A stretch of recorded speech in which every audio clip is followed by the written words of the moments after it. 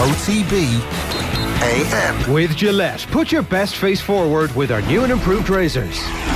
Well, where the hell do you begin? It's with the old-timers, I think. It's with TJ Reid and Tom Brady. Tom Brady nearly squeaked it out. Nearly squeaked it out, but just couldn't get it done. If you went to bed, like I did, when it looked like the Tampa Bay Buccaneers were being blown out, well, then you're a fool. Isn't that right, Owen? Yeah, like there needs to be some sort of... Maybe we could do this on our OTB Sports app, like a notification of... But it needs to be like, get out of bed! Get out of bed. Weird shit's happening. I think a lot of people had turned off the game and turned it back on multiple times last night. And then for any of you who actually stayed up the night and watched the late game, congratulations on winning it live, because I don't think either of us even considered that, even though it was always going to be a guaranteed barnstormer. Was it 42-36? Was that the score for the Kansas City Chiefs in the end? Yeah, $1 billion and something to $1 billion and something. Yes, they won with a walk-off touchdown. But TJ Reid also walking off, essentially, in the All-Ireland Club semi-final. Yeah, like that's everything in the green in our performance rankings are going to be walk-off wins today. TJ just absolutely unbelievable, and we will get to that a little bit later on. Like there was a sense that that both of these teams yesterday could have destroyed their opponents in Ballygunner and in Ballyhale, and everybody wanted to see this final. And things got a little bit complicated as the day went on, particularly in the second game. Schlockneil obviously had put it up to Ballygunner as well, but in the second game St Thomas's will be absolutely gutted with how that panned out in the end, not least with the sort of victim complex that they can rightly feel about the awarding of the first penalty, which was potentially outside the square when the contact was first made, and potentially not enough to be a penalty in the first place anyway. Is there an argument to be made about when the 3 minutes allotted stoppage time are up, like that actually the 3 minutes and that's it, even though there's a last gasp free to be taken 26 seconds after it? Because I was watching the Villa-Everton game, and whatever happened, there was 5 minutes, and then it went over the 5 minutes and Everton were attacking, and it's like they've won a corner, but you're like 6 minutes in. Is there a special we get to play the corner rule? There seems to be. Yeah. This play may result in a goal, but hang on a second, just blow the whistle. The time is up. Yeah, but it's always been the way, hasn't it? It's like you would rarely see a referee actually. Tough.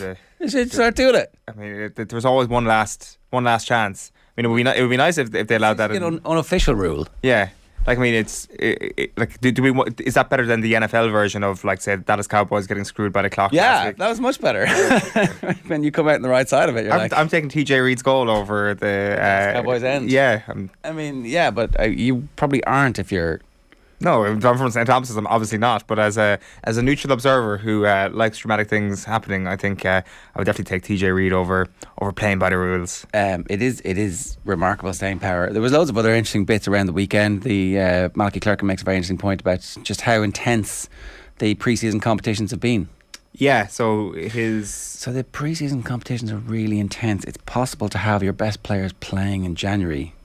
We are in already, I think. Starting to and beginning to and will in future look back on Plan B as one of the great missed opportunities in Irish sport.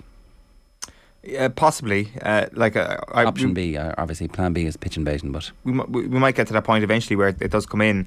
But but Malachy Clerkin making the point this morning that there were 16 All-Stars playing on Saturday across the pre-season competitions, and finding players of that calibre in the early stages of the league used to be a rarity, let alone in pre-season. And I think part of that, and he makes that point as well, is that they look at Tyrone with Sam Maguire and everybody's thinking to themselves, this is our year, in a way that maybe they wouldn't have thought when Dublin were winning their 6 in a row. So I think everybody's come back, taking things a little bit more seriously this year. The All-Ireland final is obviously going to be at its earliest ever point, so this takes on added importance. But at the same time, it's still like 4 or 5 months away. Like, there is still time to come back into the league and get yourself fit and get yourself fully firing for later on in the summer.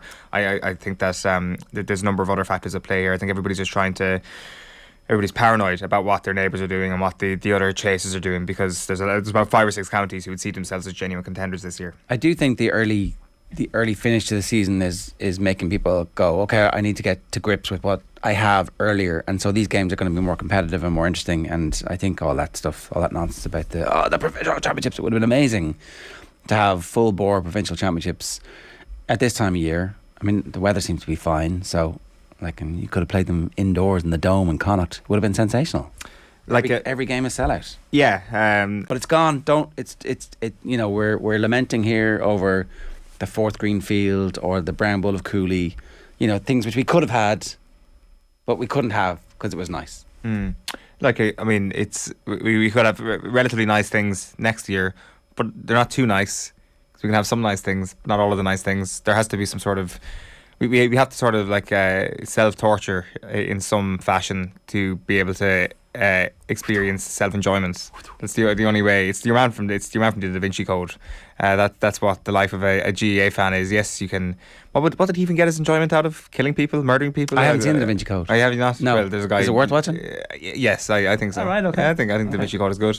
Not sure is that the common experience, but I don't really know why we always have to kind of give a little to get a little. I mean, a lot of people would have won from that proposal B last year, and it would have been a great championship. But who cares? That's the past now, and 2023 is looking grand, if not great, but grand, and that's the best we can hope for sometimes. OTB AM is brought to you by Gillette. Good morning. Start with Gillette. Put your best face forward with their new and improved razors. Life is grand, not great. The best we can hope for. That should be the motto of this show. Yeah.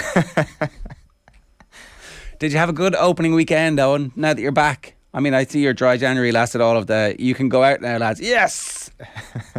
Dry January, half of which was spent in isolation, was a big success this year.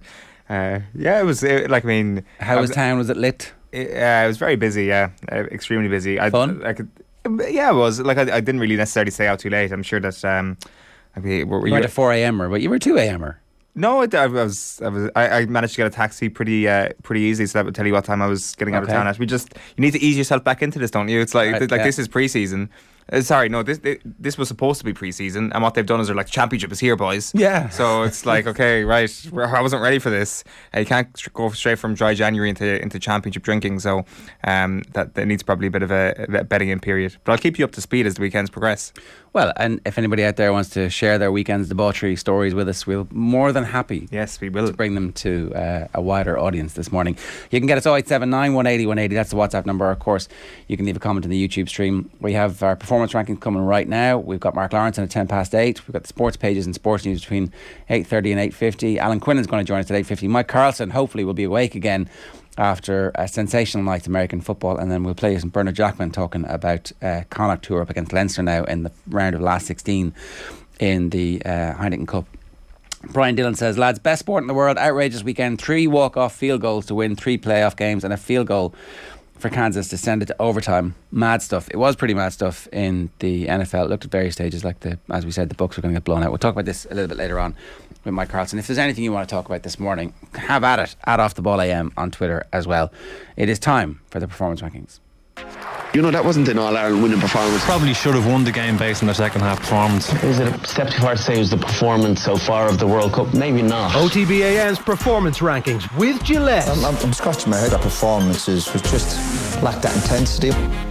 If you want to be in with a chance of winning a Gillette starter pack, then all you got to do is get in touch with us on any of our platforms. You can get us on Instagram. We post every Sunday evening about this to remind you an opportunity to enter. Tell us who you think should be in the green, who you think should be in the red, who's like meh in the amber, and you could be in with a chance of winning. It's as easy as that. Owen, where do we start? Yeah, I don't want to bring the mood down on a great weekend, but we do have to start with the bad, and somebody has to have been bad if things were to be good from the weekend, right? It's a zero-sum game when you big time sport. It's exactly it. That's a good explainer of it. So you can see there in the red there this morning are Tottenham Hotspur and Connacht. Let's just get the Connacht thing out of the way first here, because it's kind of like it's kind of like shooting Bambi, isn't it? No, what are you doing? It's putting Connacht into the red. Sorry, you're putting Connacht in the red, right? Yeah. So the whole point of going in the red is like you've had a bad time. Things are bad. We've put Man United in the red basically every week for the last ages. FC Hollywood nonsense, right?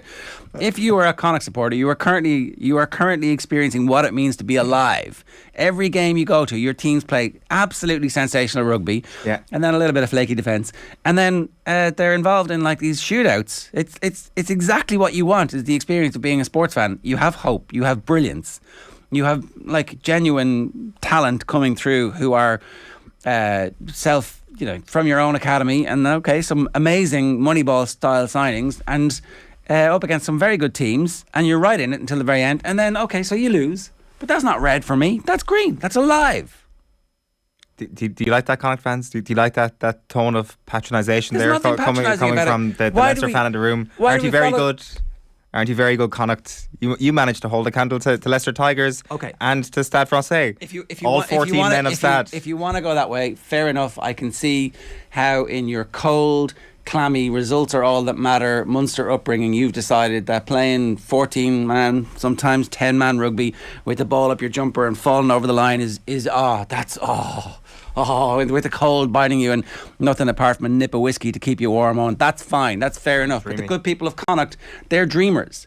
They believe in sport. They believe in the power of a transformative occasion when you go and you feel like part of a group of people whose very existence, the whole organisation, the whole rest of the country has been ambivalent about it. But now they're proving that, we have the skills. That Pat Lam era was not a flash in the pan. We're building on that. And you come along on a Monday morning and you dump on them because that's you've got a cold heart. It's interesting. I think I've said maybe 100, 200 words on Connacht so far, and apparently I've dumped on it. I've just you put them in the Reds. I put them into the red for reasons that are completely unconnected to the reasons that you've mentioned there. Connacht play an amazing brand of rugby. They played beautifully yesterday. Oh, okay. Yeah, and that's a fact. Nobody is saying that Connacht shouldn't be playing the way they're playing, but they've got themselves into two extremely good positions 2 weeks in a row. One of those weeks it was against 14 men, and they managed to conspire to lose the game. If Connacht have designs on winning silverware, that surely goes down as a really disappointing 2 weeks, does it not? They'd qualified anyway before the weekend, so. What are we actually judging here? Well, what are we? Process, not outcome, Owen. That's what this is. And I think that you can just absolutely look at that. But if we're looking at this in isolation of this Stade game at the weekend, are we just saying they've qualified and brushed it under the carpet, or is it they've qualified, there was actually pressure off and they should have got the job done, especially with an 11-point win against 14 men? I think surely, and they demand sin bin themselves for the last 10 minutes, so it got evened up. To a point, and the Connacht players are coming out afterwards and showing real disappointment about it. I just don't know why we have to kind of make any bones about the fact that these are two very disappointing outcomes for Connacht in back-to-back games, which could have been two massive games. Okay. Granted, the difference between them and Bristol is what 6 points, was it in the end? They may not have even got a higher seeding, but certainly the performances that they've put in, it's disappointing for them that they've got to now play Leinster in back-to-back games. Sure, basically. but I think that the difficulty of programmes like this and all contemporaneous comment on sport is that we live in a continuous now. Long term, Connacht are vastly improved. They have a very clear identity. They know exactly what they're trying to do. They have a brilliant coaching ticket. Bear in mind, this is the first full season of this specific coaching ticket because the whole backroom team turned over in the off-season and they've signed up most of the players they wanted. I suspect they would really like to have kept Delan.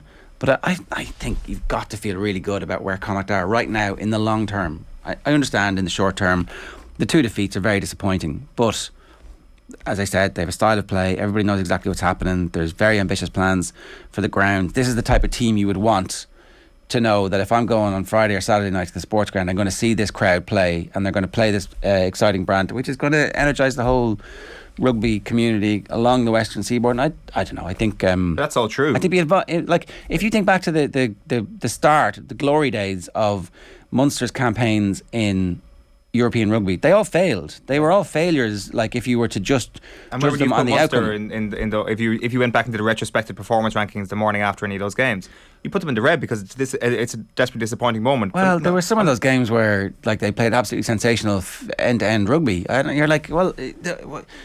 I do think we just need to be careful sometimes about not losing sight of the fact that we as fans and supporters pay money to go and be entertained, and this is highly entertaining because if you put them in the red after every defeat, right? Then they might. I'm not saying that your performance rankings have this power, but they might. It's it's the power of the crowd, and the crowd might be like, well, why are we in the red? Oh, we need to win, and we might just kick the ball to the corners and have 15-man pushover tries. It's obviously never going to happen, but also it might. That's what Warren Gatland did. I'm not denying the Connacht are in. If you're zooming out, I'm zoomed right in. I've gone to 200% here on the weekend. 600, yeah. Before that's all I'm doing. So close you can no longer see the picture on. The pixels are they're throbbing in your eyeballs. It's not exactly like an expert sort of take here. It's just back-to-back weeks, Connacht have come off the pitch disappointed. I'm sure they are. I'm sure they're disappointed. If we're talking about our Connacht going in the right direction, let's take the bigger picture outlook on it. Of course, you can't make a case against the direction that they're going in. Of course, Andy Friend has his own stock has absolutely skyrocketed over the last little while. He's done a fantastic job at Connacht, and yes, the brand of rugby is brilliant. Nobody is calling for them to change that up. I just think that they're a team at the moment where they need to be winning those games when they're in that position. They need to show that the swashbuckling rugby is the right way to play because it gets results, and it should have got them results over the last couple of weeks, and it didn't. Like it's going to be a brilliant couple of games against Leinster, you'd suspect. But look, I mean, it's a bad draw. It's a bad outcome for them to have to play Leinster in the last 16. Yeah, or I mean, Carty's saying this is exactly what you want. You want to be putting yourself up against the best teams in Europe to see where you are, to measure them. And he makes the point they were okay. They were actually, I thought they were really good in the first half against the RDS, in the RDS against Leinster, and then they got blown out in the second half. So if they could just not get blown out and keep it in it, it'll be interesting to see what happens. So I think those two legs are actually going to be really exciting. And in fairness, I think, I don't think Andy Friend is sitting in the meeting this morning going, yeah, lads, we should be in the green. But actually, he is zooming in and going, this scrum, this tackle, this alignment is wrong. So team loses rugby match in the red. It's not exactly. This is your pitch for a role on the analytics side for I'd be Connacht. very good at that. I'd be absolutely outstanding at that. Flying Hellfish says, I agree with Cher. I'd rather watch good rugby versus the Xanax bar that is Munster rugby. I mean, so would I. It's. No. I want to watch the best version of rugby I can. It doesn't mean that I also want to see winning rugby. I want both. Again, why are we settling for grand? Like, why are we saying that we? No one's settling for grand. Yeah, we have to get the whip out. And the context of Connacht is that we have come so far, and we're going to keep going. Claff 88 says, I should be in green for drinking 40 pints and staying out past 8 p.m. Animal of a performance. That is an exceptional performance. First week back. Too much, too soon. You peaked already. Who else is in the red? In the red as well is Tottenham. Tottenham are in the red. Chelsea becoming the first side to beat Spurs 4 times in one season. Since Chelsea beat Spurs 4 times in one season in 2002. This is Tottenham are at a really interesting place. I definitely felt that. It's supposed to be because we had John Duggan in the studio with us last Wednesday, Thursday after they got that last gasp win, Stephen Bergwijn, and it just kind of felt that was a corner that had been turned, and it was going to be an interesting sort of moment to see how quickly they can turn that corner, because they were up against a Chelsea team who'd looked much better than them in the EFL Cup just a couple of weeks previously. And yes, it was very harsh to rule out the Harry Kane goal. Yes, Tottenham fans can feel very aggrieved about that, I think. But if you look at the game as a whole, and especially in that second half, there was a gulf between these two teams yesterday. Should we have, at this point, seen performances from Tottenham that are better than the performance that we saw yesterday? Or A, does Antonio Conte need more time? And B, does he need better players? I think the answer to B is definitely needs better players, and he will say that himself. But the problem is he is saying that himself. He is using this quite a lot. Yeah. And I just wonder if the Antonio Conte we thought was coming back to the Premier League would have got a better performance out of that team yesterday than the one we did see. Or is Chelsea perhaps a bogey team in terms of how they set up against Spurs?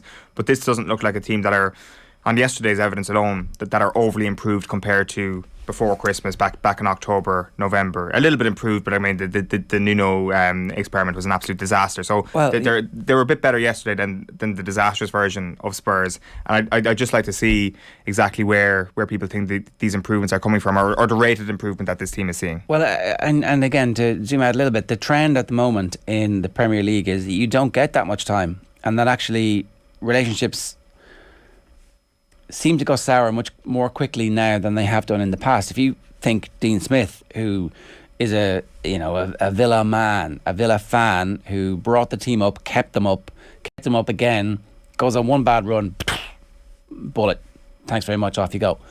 It looks like Ranieri's on his way out. Nuno, not very long. Rafa, who is here for like a multi-year, this is going to take ages, I've cleaned out the whole staff, I've taken over the job of director of football, and I'm going to put somebody in there who's going to gone.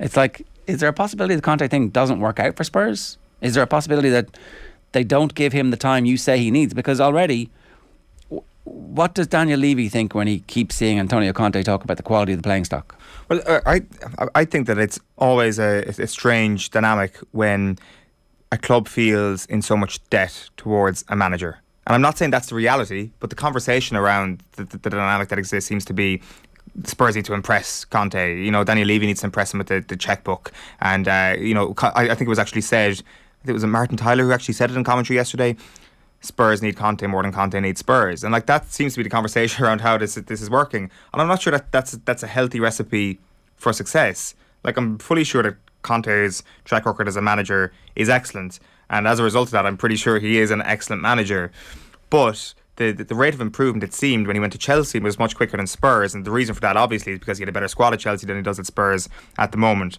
And Conte has always had outstanding players when he's won trophies.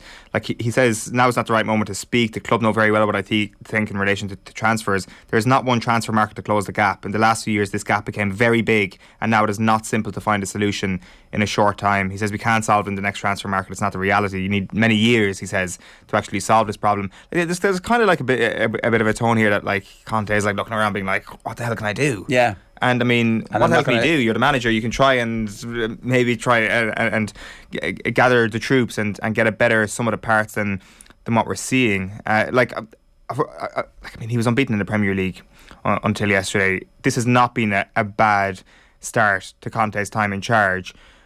Maybe, though, those people who thought that this was automatically going to be a silver bullet for Tottenham, I would suspect that have already changed their view. And that doesn't come down to just the manager. But he could still finish fourth. I know Manchester United's win, which was a scratchy last minute win, another walk-off win, gives them a bit of breathing space when it comes to the finishing fourth. But I'm not sure Man United have turned a corner. It doesn't feel that way at all, really. No. Lingard scored a last minute winner for them earlier in the season.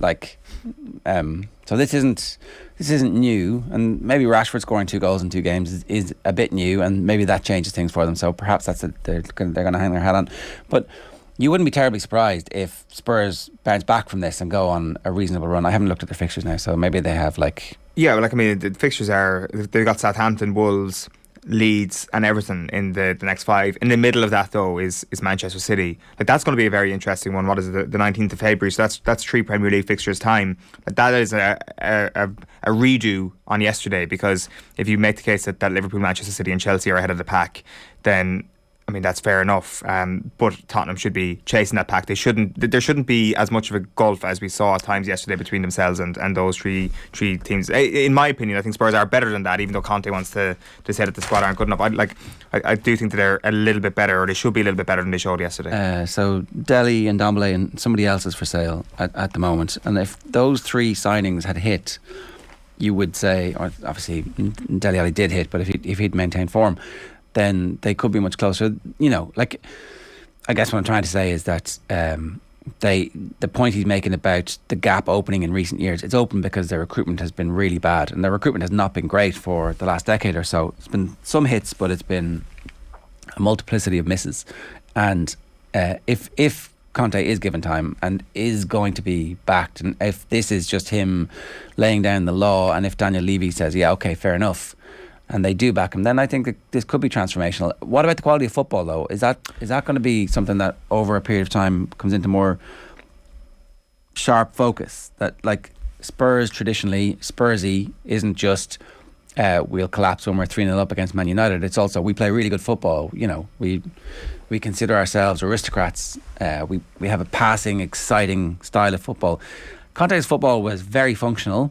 He had absolutely sensational players, so Eden Hazard could do something in a game to make you think, wow, this Chelsea team are brilliant to watch. But they weren't actually brilliant to watch over the course of 90 minutes. They would have very hard to beat, never concede. They would win games that were tight games, and they would brutalise you. And that was very successful winning football. However long ago that was, 5-6 years ago. It seems like things have changed a bit in the Premier League. Well, I definitely thought that, if we're looking at these top 3 teams, that they had kind of elevated the Premier League to a level that the neutrals were getting more enjoyment out of it than ever before. If you take the Chelsea-Liverpool game around Christmas time, the one that Queevy and Kelleher starts, that was an outstanding game. That was an absolutely brilliant game of football.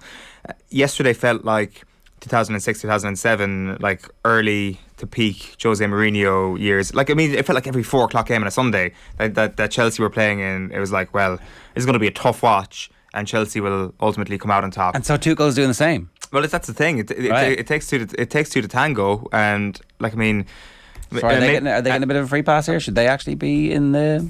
But maybe it's actually just Liverpool and Manchester City who are actually elevating things to a whole other level, and maybe it's not actually not at Chelsea at all. It's just Liverpool and City. Like I mean, the counterpoint and the one that kind of supports yours is that if you're looking at some of the best games of the season, I think Tottenham is probably in one of the top 3 games. Like the game against Liverpool, the 2-2 before Christmas, was an absolutely brilliant game of football. But is that because Liverpool were dictating the terms in that, just like they were against Chelsea a couple of weeks ago, and maybe to a certain point had a big hand in the game against Manchester City earlier on in the season when Foden and Mo Salah were so good in that game? It just kind of felt that with the Liverpool and City dominance of the league has been good for the neutral, and I know Manchester City's style gets criticised, but against Liverpool, the style that's made that fight has been excellent. Yeah. Yesterday felt like a throwback to the dark age of being good for the neutral. The only slight caveat is goals really change games. If you look back and think to was it 3-0 in the end that Arsenal hammered Spurs? Like Spurs played really well in that game, but just didn't take any chances. Arsenal didn't play great, took all their chances, and the result dictated how everybody felt about the two teams in the immediate aftermath of it.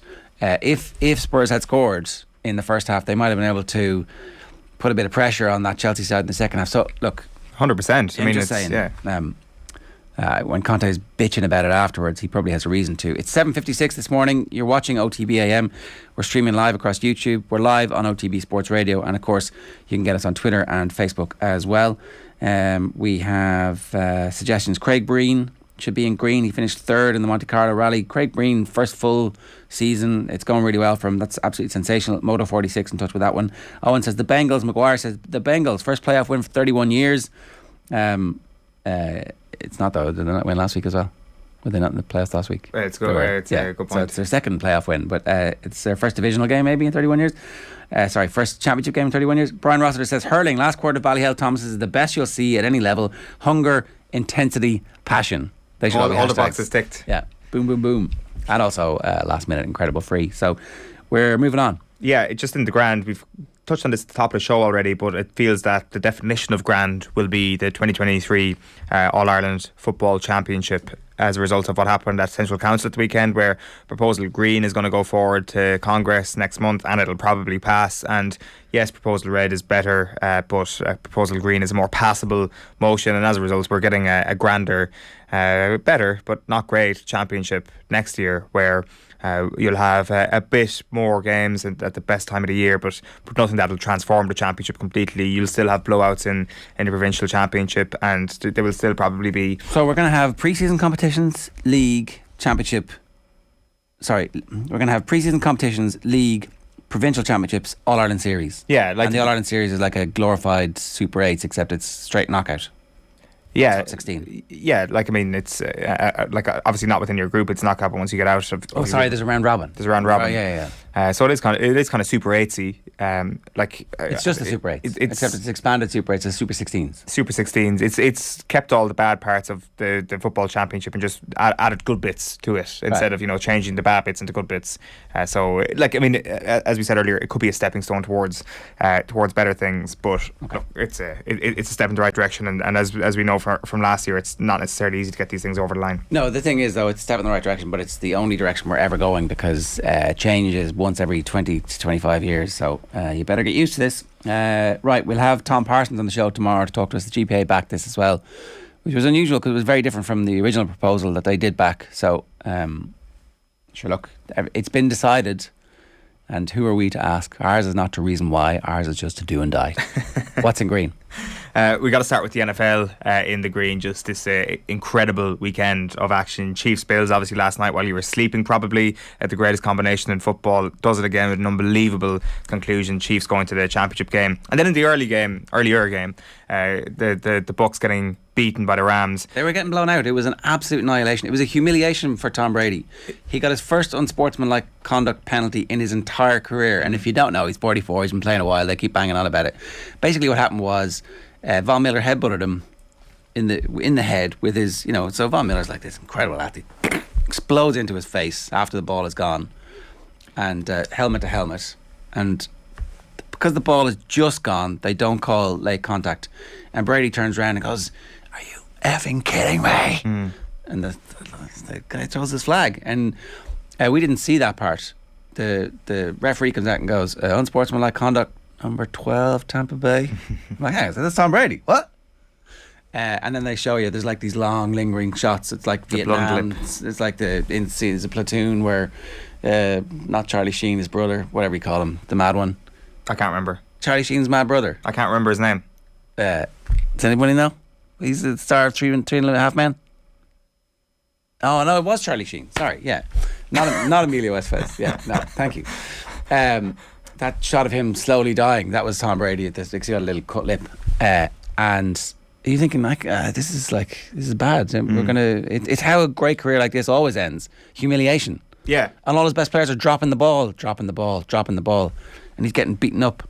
And so I went to bed. What happened? I mean, the comeback almost happens. Like, I mean, it's an interesting. I tried to like jot down just like all my emotions I felt watching Tom Brady yesterday. Like at the start of every Tom Brady game of the playoffs, you're like, I want this guy to lose so badly. Last night things get up and running. You're like, yes, this is very good. This is very, very good. The Rams start slicing through them. You're like, yes, this is getting even better. Please run up a big scorer here, embarrass him. Then it gets to a point where like you start laughing at him. You're like, they may as well like make the score 28-3. They may as well go for a 2-point conversion at one point and make it 28-3 because that'll be funny because that involved a comeback that of course is not going to happen here because the Rams are absolutely killing them. And then you remember that comebacks are kind of the greatest thing about sport, and part of you is like, I want to see this comeback happen. I'm rooting for Darth Vader here. Let's do this. Then Rams fumble the ball late on, and all of a sudden you're like jumping up and down, humming the Imperial March as this thing is absolutely happening. Then it happens. And then you kind of feel this weird sense of guilt about what you've done, about rooting for Tom Brady because the comeback is about to happen. And then there's like one last chance for your soul to be saved, and there's one last try for the Rams, and the ball goes between the posts, and you're like, all is well in the world. And possibly the best way for this to have happened is for the taste of success to come back to the mouth of Tom Brady and for it to be snatched away right to death. Glorious cruelty. I mean, it's not a bad way for him to go out. If he does go out, it's like everything was on display. The fact that he was down and out, beaten physically, emotionally, psychologically, absolutely hammered, and then found a way to get his team right back in, and his defence couldn't get a stop. Like, he did everything he needed to do, and then the defence coughed up 2 massive passes to make it a gimme kick for a fairly flaky kicker. Even if they just managed to get him to the halfway line, it was a 51-yard kick, there would have been overtime. And the other thing is the other game finishes, it goes to overtime. I think they left Patrick Mahomes 12 seconds to get into field goal range, and he did it. So the Bills are going to feel, I think they were 13, 14 points down at various stages across the game too. But that did feel like it was probably the Super Bowl, the game that happened in the middle of the night here in Ireland that none of us got to watch. So that might prevent you from needing to watch it. We didn't talk about Aaron Rodgers, who all the jokes are he was immunised from the Super Bowl, and I mean, who am I to not laugh? Exactly. It was sensational. His sadness, his salty tears were absolutely. No player in history has lost 4 playoff games to the same team apart from Aaron Rodgers. Wow. To the San Francisco 49ers. And I mean, obviously his dream growing up was to play for the 49ers. The 49ers had the first pick the year he came out in the draft. They snubbed him, which was idiotic. And he was like, they're going to regret this forever. And he's never beaten them in the playoffs. He's played them 4 times. He's 0-4. And he's by far the best team at the weekend. Couldn't do it. Just couldn't do it. Couldn't throw one pass. We didn't throw a pass. Immunised. Blame the snow. 3 minutes past 8 here this morning on OTB AM. What else? We just got to finish up here with TJ Reid, because TJ Reid is TJ Reid. I mean, like, you'll have seen this on television possibly yesterday. A lot of people won't have seen it. And if Sunday not, afternoons, what did they miss? Well, there's a great view here from Shane Keegan, who was at the match, and he tweeted his over-the-shoulder essentially view of TJ Reid's last gasp goal. So we haven't seen this angle, right?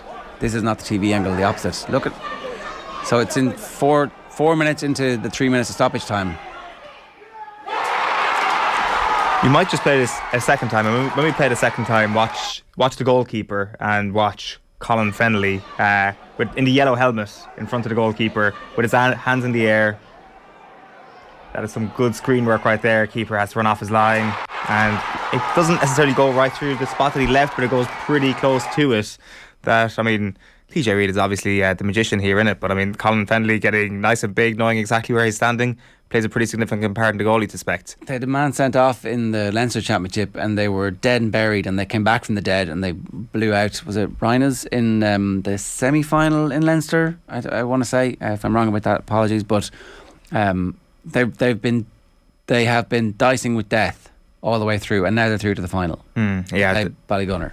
Exactly, and as we said earlier on, it is the final that everybody wants to see. Like, there's some unbelievable talent on both sides in this one, and like, I mean, one of the stories from yesterday is obviously the collapse of St. Thomas's. But again, they can feel so aggrieved about the penalty first off. Like, I just think it's like I guess the goalkeeper didn't really stand a chance when it came to the penalty when TJ is standing over it. But possibly in that scenario, if it was a keeper and two people either side of him, build a wall. I mean, or just build a wall or something. Like, it's kind of like that. For instance, like that where it is last. Like, there's nothing. You can't be stopped building a wall. But you also can't be stopped from walking in front of the goalkeeper's eye line. Like, I mean, what's your reaction to that? It kind of feels sometimes as if like the wall sometimes hinders the goalkeeper in a close-in free kick in football. It felt at this point that maybe not that it was overcomplicated, but that they shot themselves in their own foot a little bit. But again, it's an absolute bullet from TJ Reid. Andrew Dawson says Tralee Warriors should be in green. I think we should have had a whole separate section for Donaghy that's not traffic light system, that's some kind of super traffic light system where there's a gold, where he's just in gold for what has happened, where like he is playing at the top end of Irish sport week after week at the moment, at Tom Brady's age nearly. I'm giving you a few years there, Kieran, but like still having a massive impact. And his Instagram was lit with pictures, and I like pictures of everybody who he knew who had helped him along the way. Really sensational from Kieran. So congratulations on, it obviously means so much to him. It's clear that there's so much of his life invested in basketball that winning for his community, I mean, I can just imagine what it must have felt like if he'd been able to do a double with them, but not to be this year. But you wouldn't count him out for next year, would you? I don't think the double was even close to the top of the mind after you win a national cup, and so long as well since the last time they got over the line. It's an unbelievable weekend, and actually, I guess getting back to that somewhat is not something that a whole pile of people would have seen 5 or 6 years ago, and he's been a huge part in creating such a fan culture around that team that's been renewed over the last little while. And Saturday night looked like a pretty good night, to be honest with you, and I think they'll be celebrating that one for a while. And as restrictions opened up as well. Good morning, y'all. Up Longford, just got our 3G broadband installed. Bill's game just finished 10 minutes ago for me. What a game, he says. Well played, Mr. Quinlan. You are bang on. 7 minutes past 8 this morning here on OTB AM. That is this week's performance rankings. Mark Lawrenson is up next. OTB AM's performance rankings with Gillette. OTB AM. This is OTB Sports Radio. Off the ball's the best, number one. It's the GOAT of sports apps. Talk about the greatest of all time. Nathan, you know Big Joe. Big Joe's the greatest of all time. He's the GOAT. We know it. So every single time. Yes. It's tough going. It's tough for my ego. I'm going to say I'm the Djokovic of this scenario. I love it. This is OTB Sports Radio. Download the OTB Sports app now. With prices from only €289 for fully comprehensive car insurance, everyone's making the jump to getsetgo.ie. New business policies only. Prices subject to minimum premiums. T's and C's apply. MCL Insurance Services Limited Trading is getsetgo.ie is regulated by the Central Bank of Ireland. OTB AM. With Gillette, put your best face forward with our new and improved razors.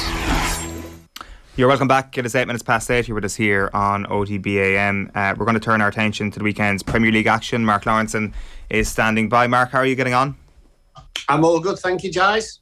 Might start with the big one yesterday. Chelsea 2, Spurs 0. Really felt that there was a gulf between these two teams yesterday, despite the fact that Spurs can rightly feel aggrieved by Harry Kane's goal being chalked off. Did you see it that way as well, that these are two teams in different planes? Yeah.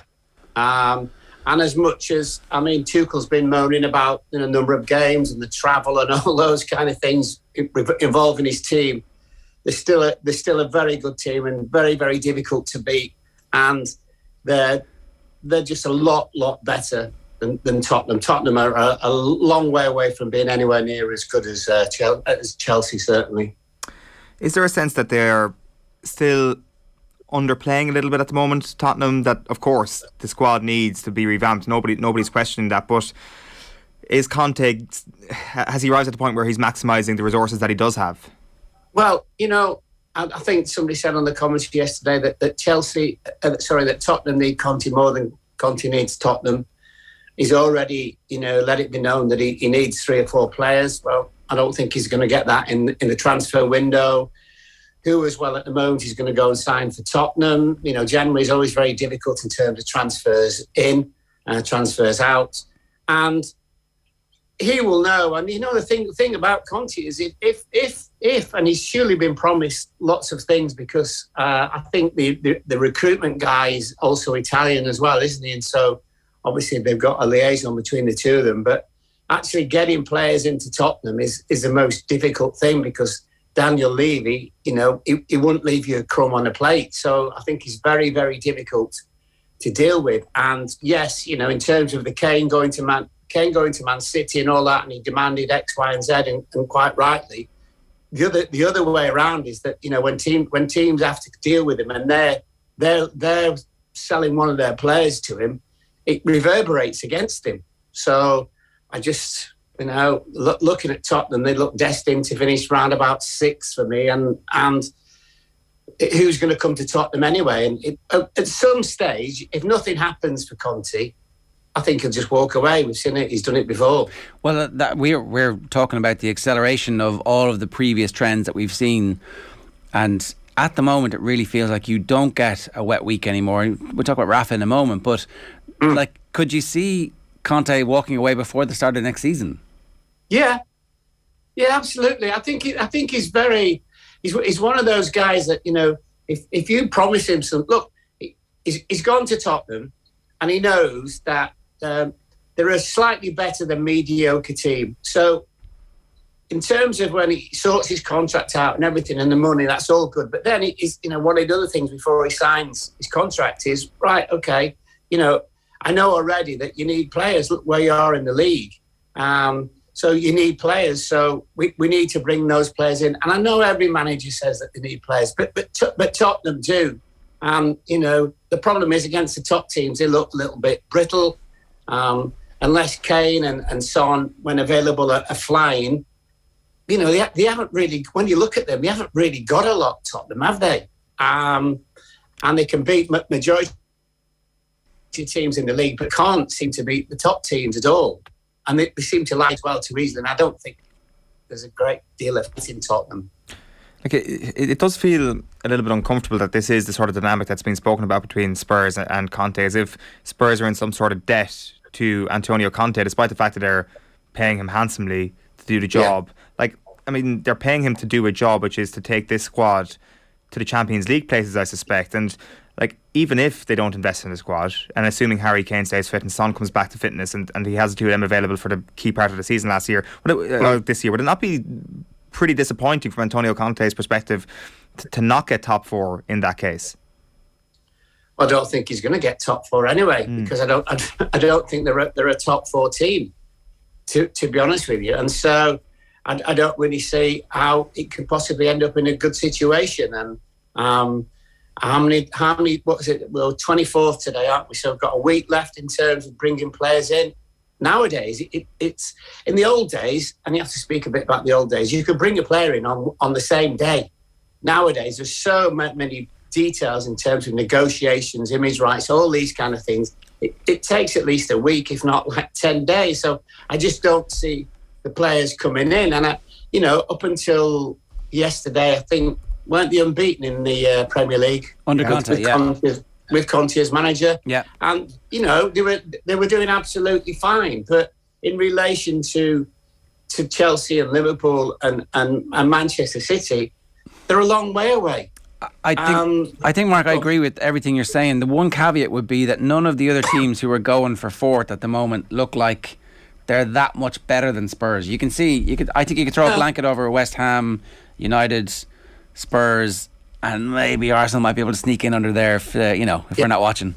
Well, Arsenal are the same old Arsenal, aren't they? So they're not going to change. Look, I think Manchester United will finish 4th anyway, by hook or by crook. But I understand what you say. But even finishing fourth would be an achievement, a really, really good achievement for Conte when you consider how late he joined. And also, the three squads in front of him who are obviously going to finish 1, 2 and 3. That would be a great achievement, an outstanding achievement. I just somehow don't see it because Tottenham are a little bit like Arsenal. They have a good run and then they start to let you down, and you kind of think, well, where's the good players gone all of a sudden? And when you are so reliable as well on Harry Kane, it's very, very difficult. As soon as he gets injured, what's plan B?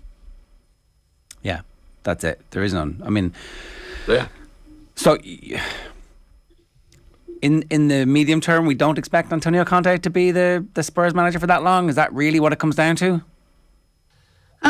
I think obviously it will just depend on, like anything, will depend on the results. If they're seriously pushing for fourth, then I think that will be absolutely fine. And we don't know, as I say, because obviously it's still 10 days with the transfer market, whether they can bring somebody in. But it's quite obvious to everybody who's seen Tottenham that they need a refurb, don't they? And I think what he's thinking is he needs quality just to help the likes of he's got an outstanding centre forward. Well, his two strikers are outstanding, aren't they, on the day? So he's looking like, I mean, get a couple of players in who maybe not at that level, but, not very far away from that level. I'll have suddenly a completely different team. And I think he's looked at every player now, hasn't he? I think he's played all of them. It looks like he's given them all a chance as well. But it's going to be a big ask to get to fourth. I mean, they will bully quite a few teams in the league, but certainly they won't bully the top three. Well, what do you think needs to happen between now and the end of the season for Harry Kane to not feel like he did last summer and for him to not want to move away? Well, just obviously for them to start playing really well, for him to get to... Listen, you just want to create loads of chances for him because he is a top player. He's one of the best strikers in Europe. And, if that's the case, you get lots of players around him and it's almost like, you supply the ammunition and he'll fire the gun for you. But as we say, it's just difficult getting those players. But listen, they've known this for a while. And as yet, I mean, unless I've been to the moon in the last couple of weeks, they haven't signed anybody yet, have they? They've probably been linked with loads of players and all that, but that'll be agents. But nothing's happened as yet. Definitely feels like they need to clear out the players that Conte doesn't want before the funds are going to be released. And well, but I think, sorry to cut you off, but I think the problem with that is like, who want them?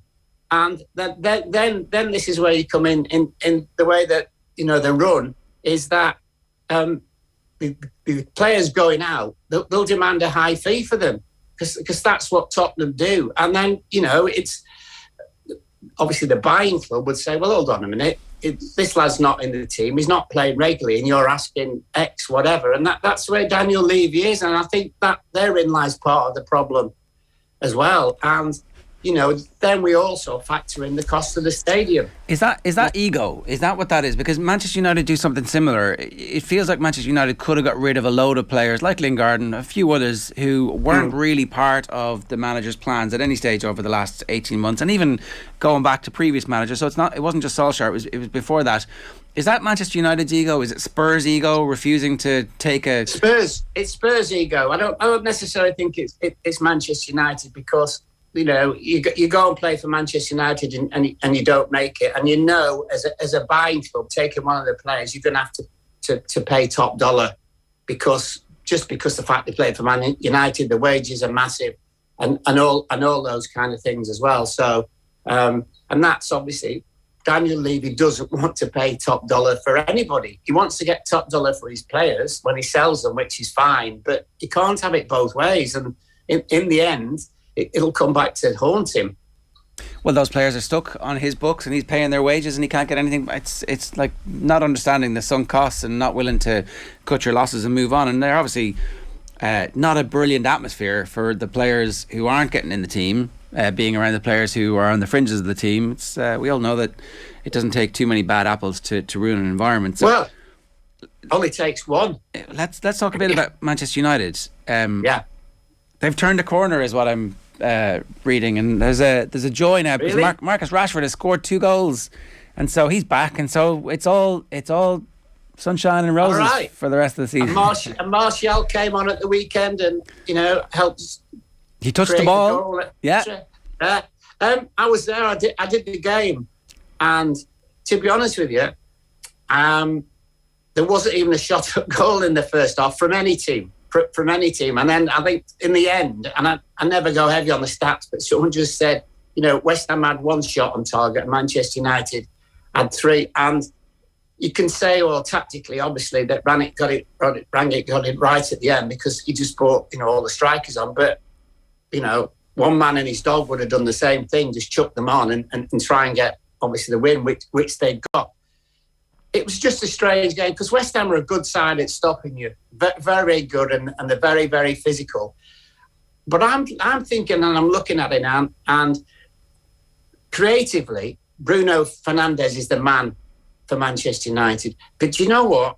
He gets the ball so deep now, and you're kind of thinking, West Ham just sat back in, and as good a player as he is, and he nearly created that opportunity for Ronaldo early in the first half with I don't know whether cross come shot, whatever. But I'm thinking if you can get him another 25 yards up the pitch, then it would be completely different. And the 2 holding players that they've still got as well. Yeah, you can actually say they played well at the weekend, but I still don't think you need 2 holding players.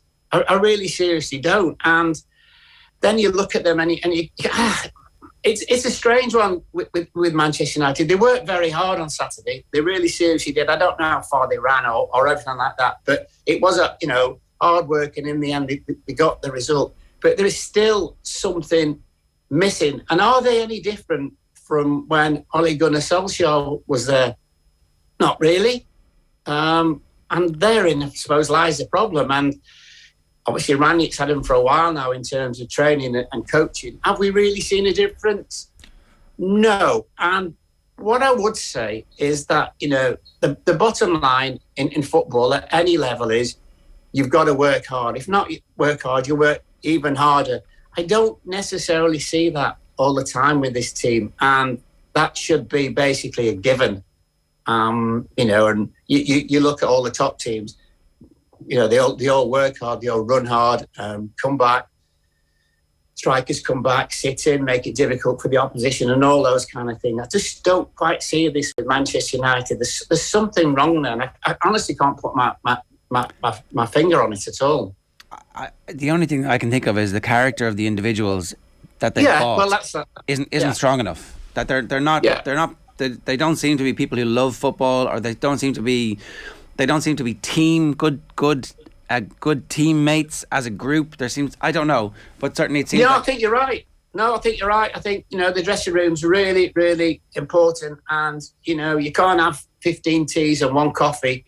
So you're right, and it's a mental thing. And even people like Harry Maguire, who's been brought up in the lower leagues, at Hull and all those places, and you kind of think even with him, it's a bit sort of.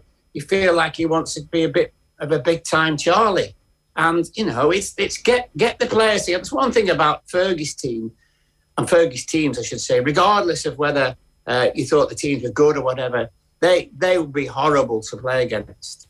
And Man United don't have that. They don't have that little kind of sort of thing. You ain't going to get past me. It's all we play for Manchester United, and aren't we good and all those kind of things. And you can just see the difference between the Manchester United and the top 3 teams in terms of, the top 3 teams. You just feel like they're more committed and they're more willing to run further and quicker for the teammates. I have one last point on this, because the John McGinn transfer link came out last week in the Telegraph, and the detail that they had that was really interesting to me was that it's his leadership off the field that has impressed Darren Fletcher and by extension Ferguson the most, that he has become a leader for Scotland and he's become a leader for Villa. And it's like, it's almost less about his on-field stuff that he was being linked with them for, because you kind of think McGinn, I don't know exactly where he would play, what formation. The new manager coming in might not even want him, but it seems like they need they feel, Darren Fletcher seemed to feel, certainly in the stuff that was being leaked to the papers, that there's character that McGinn has that the team don't have, and they were willing to pay a premium for that? Well, would he get in the team on a regular basis? You're not going to pick a player just because he's a fantastic character, are you? And he is a good player, McGinn. Very, very wholehearted, puts his foot in, and he's decent on the ball. But look, you're talking about a whole dressing room, and much is made about Ronaldo when he got brought off. Was it at Brentford? I think, wasn't it? Yeah. And and he was peeved. And honestly, I don't have a problem with that. I'm like, fair enough. And he worked hard at the weekend, etc. So I get that, and I know Ronaldo's about Ronaldo, but he was absolutely peeved. And you want players to be peeved when they're brought off, and unless they've been brilliant and they've got a slight knock, it's completely different. But generally, when you get substituted, it's because it's not probably worked, unless it's really, really late in the game and you're on a booking or whatever. But you just don't see with Manchester United this kind of togetherness, and that's the hardest thing about it. And you look at them defensively, and the goalkeeper is their best player. I got slaughtered when they bought Varane, because I said, look, he's been a top player, but he gets an awful lot of injuries, and that was in La Liga. And I was, he's played this many games and all those kind of things. But you look at Varane and you kind of think, yeah, he's at Real Madrid, etc. And he's been successful, but he should be successful at Real Madrid. And he's put into this Manchester United team, and he's still a really good player. But will he stick his head in the way of things for you? No, absolutely not. And that's basically that's what you want. One or two are prepared to get injured for the good of the team. On the front then of Liverpool and Manchester City, Mark, title race back on, I presume, given it's obviously going. No, you don't. The big if I was about to say there is, given the fact that Liverpool can go to the Etihad in April and potentially get a win. But you think that it'll be gone. The gap will be bigger before that. Yeah, I think so. I really do think so. I think City are gone now. I think you've almost got to forget about them. I think privately, probably Klopp's of the same opinion. I mean, Liverpool just keep going on and churning out results, but City are just above everybody. Well, both figuratively and literally, they are above everybody, and they're just an outstanding team. And all right, they had a hiccup at Southampton. I think they've drawn twice against them now this season, but they're just in a different league at the moment, and I think everybody can see that. And even with my Liverpool hat on, as much as I'd like them to seriously challenge them, I don't think it's going to be possible. I get the sense that part of that is down to Liverpool as well, Mark, that you're not overly convinced with them. Like, obviously the Manchester City thing is unquestionable. They'll probably go on another great run. Yeah, no, but because, just look at some of the results. Everyone has poor results, but there's been quite a few games where, generally when they've been to London, they haven't been particularly successful. Obviously, they got the result yesterday against Crystal Palace, but there is, it's taken a while for Van Dijk to get up to speed again, to be, the world-class player that he is, etc. And they've just conceded quite a few strange goals in many, many ways. And in certain games, they've knocked off a little bit, which is most un-Klopp-like. And that's why they're just not. They're still a very, very good team, and I'm pretty sure they'll finish second. But Manchester City are a better team than Liverpool. On the other side of Liverpool then, it's going to be an interesting couple of days. Vitor Pereira apparently now in the box seat to become the new Everton boss. Is this how you see it playing out, and why has Roberto Martinez's name disappeared into the background? How is that what they're saying now? So he's going to be the new manager. Well, look, there's an awful lot of work to be done at Everton. It's amazing to think. You'll probably know better than I, but Bashiri spent, is it $750 million, if not more, on players, and they're all on massive wages, etc. And yet you look at Everton, and really seriously, if you're one of the top four teams, who would you take? Who would you take in terms of players from Everton at the moment? They've got an awful lot to do, and it remains to be seen. At the moment they've got to stop losing. That's the first thing. And all right, the Rafa thing, fair enough, didn't work, etc. But it's just such a difficult job. I thought at the weekend, actually, they played okay, but they're going to play okay and, lose the manager, Duncan in charge, etc., and get them whipped up, etc. But you can see there's hardly any real quality in that team. Yeah, Calvert-Lewin, Richarlison, maybe. After that, who would anyone else take out of that squad? Given their league position, though, is their team where, is it the 16th best squad in the league? If we're looking at it on paper, it's surely a bit better than that. Yeah, they are better than that. Oh yeah. They are better than that. But defensively, they've been poor this season, very, very poor, and they look slow, one-paced, etc. So I know Rafa brought a couple of defenders in, before he left, but they've just got a lot to do. There's no, they fight. They work hard, etc. But there is just that quality, and you're kind of thinking, who's making the chances for them? For the likes of Calvert-Lewin and Richarlison, I don't really see anybody outstanding, and they just look a well-drilled, hard-working but ordinary team, and that obviously is reflected in the results. Did they need to give Rafa more time? Was he going to turn it around, or was that experiment finished? Well, the thing about it, he hardly spent any money, did he? Literally hardly spent any money whatsoever. And the problem has been that they've overspent on players who've been average. So I thought he might have got a little bit more time, but I think obviously you go to Norwich and you get beat, and obviously the punters are all mad anyway. As in said, they're all mad at the owners and the owner and the team, and then obviously Rafa cops it. I'd probably have kept him on a little bit longer, because I think eventually he would turn it round. But it just shows you what a massive job that is. And again, as I say, just look at the quality or lack of quality in that squad. The options are they're saying a visionary serial winner, but someone who hasn't worked in the Premier League, and that hasn't been a barrier to people being successful in the past. Or Rooney, it seems. It's kind of coming down to that. At that point now, is Rooney realistic at this stage of his career? Is it too early for him, or is it actually just the right thing to do to galvanise the city and get them behind him again? Well, it's certainly galvanised the city. That's the first thing. I've seen him a couple of times, Derby, and he's had to beg, steal and borrow players, and he's done a really, really good job. So from that point of view, he's learned. If you're going to go down the Rooney route, I think you have to have Rooney with somebody stood behind him who's seen it, done it, all those kind of things. A former manager who will just basically help him, because you always need help, and you need like a sounding block, all those kind of things, and someone just occasionally say, look, have you thought maybe we might be better doing this, or all those kind of things, because it's a massive job if he gets it. And the thing is that the punters will love it. The Everton supporters will absolutely love it. But he's got to get results. So I would think, would it be a gamble? Yeah, I think it would be a gamble. But he has impressed me. He really seriously has impressed me. I saw them play at Preston a while ago, and looking at some of the players, and I thought 2 or 3 of them had already packed in.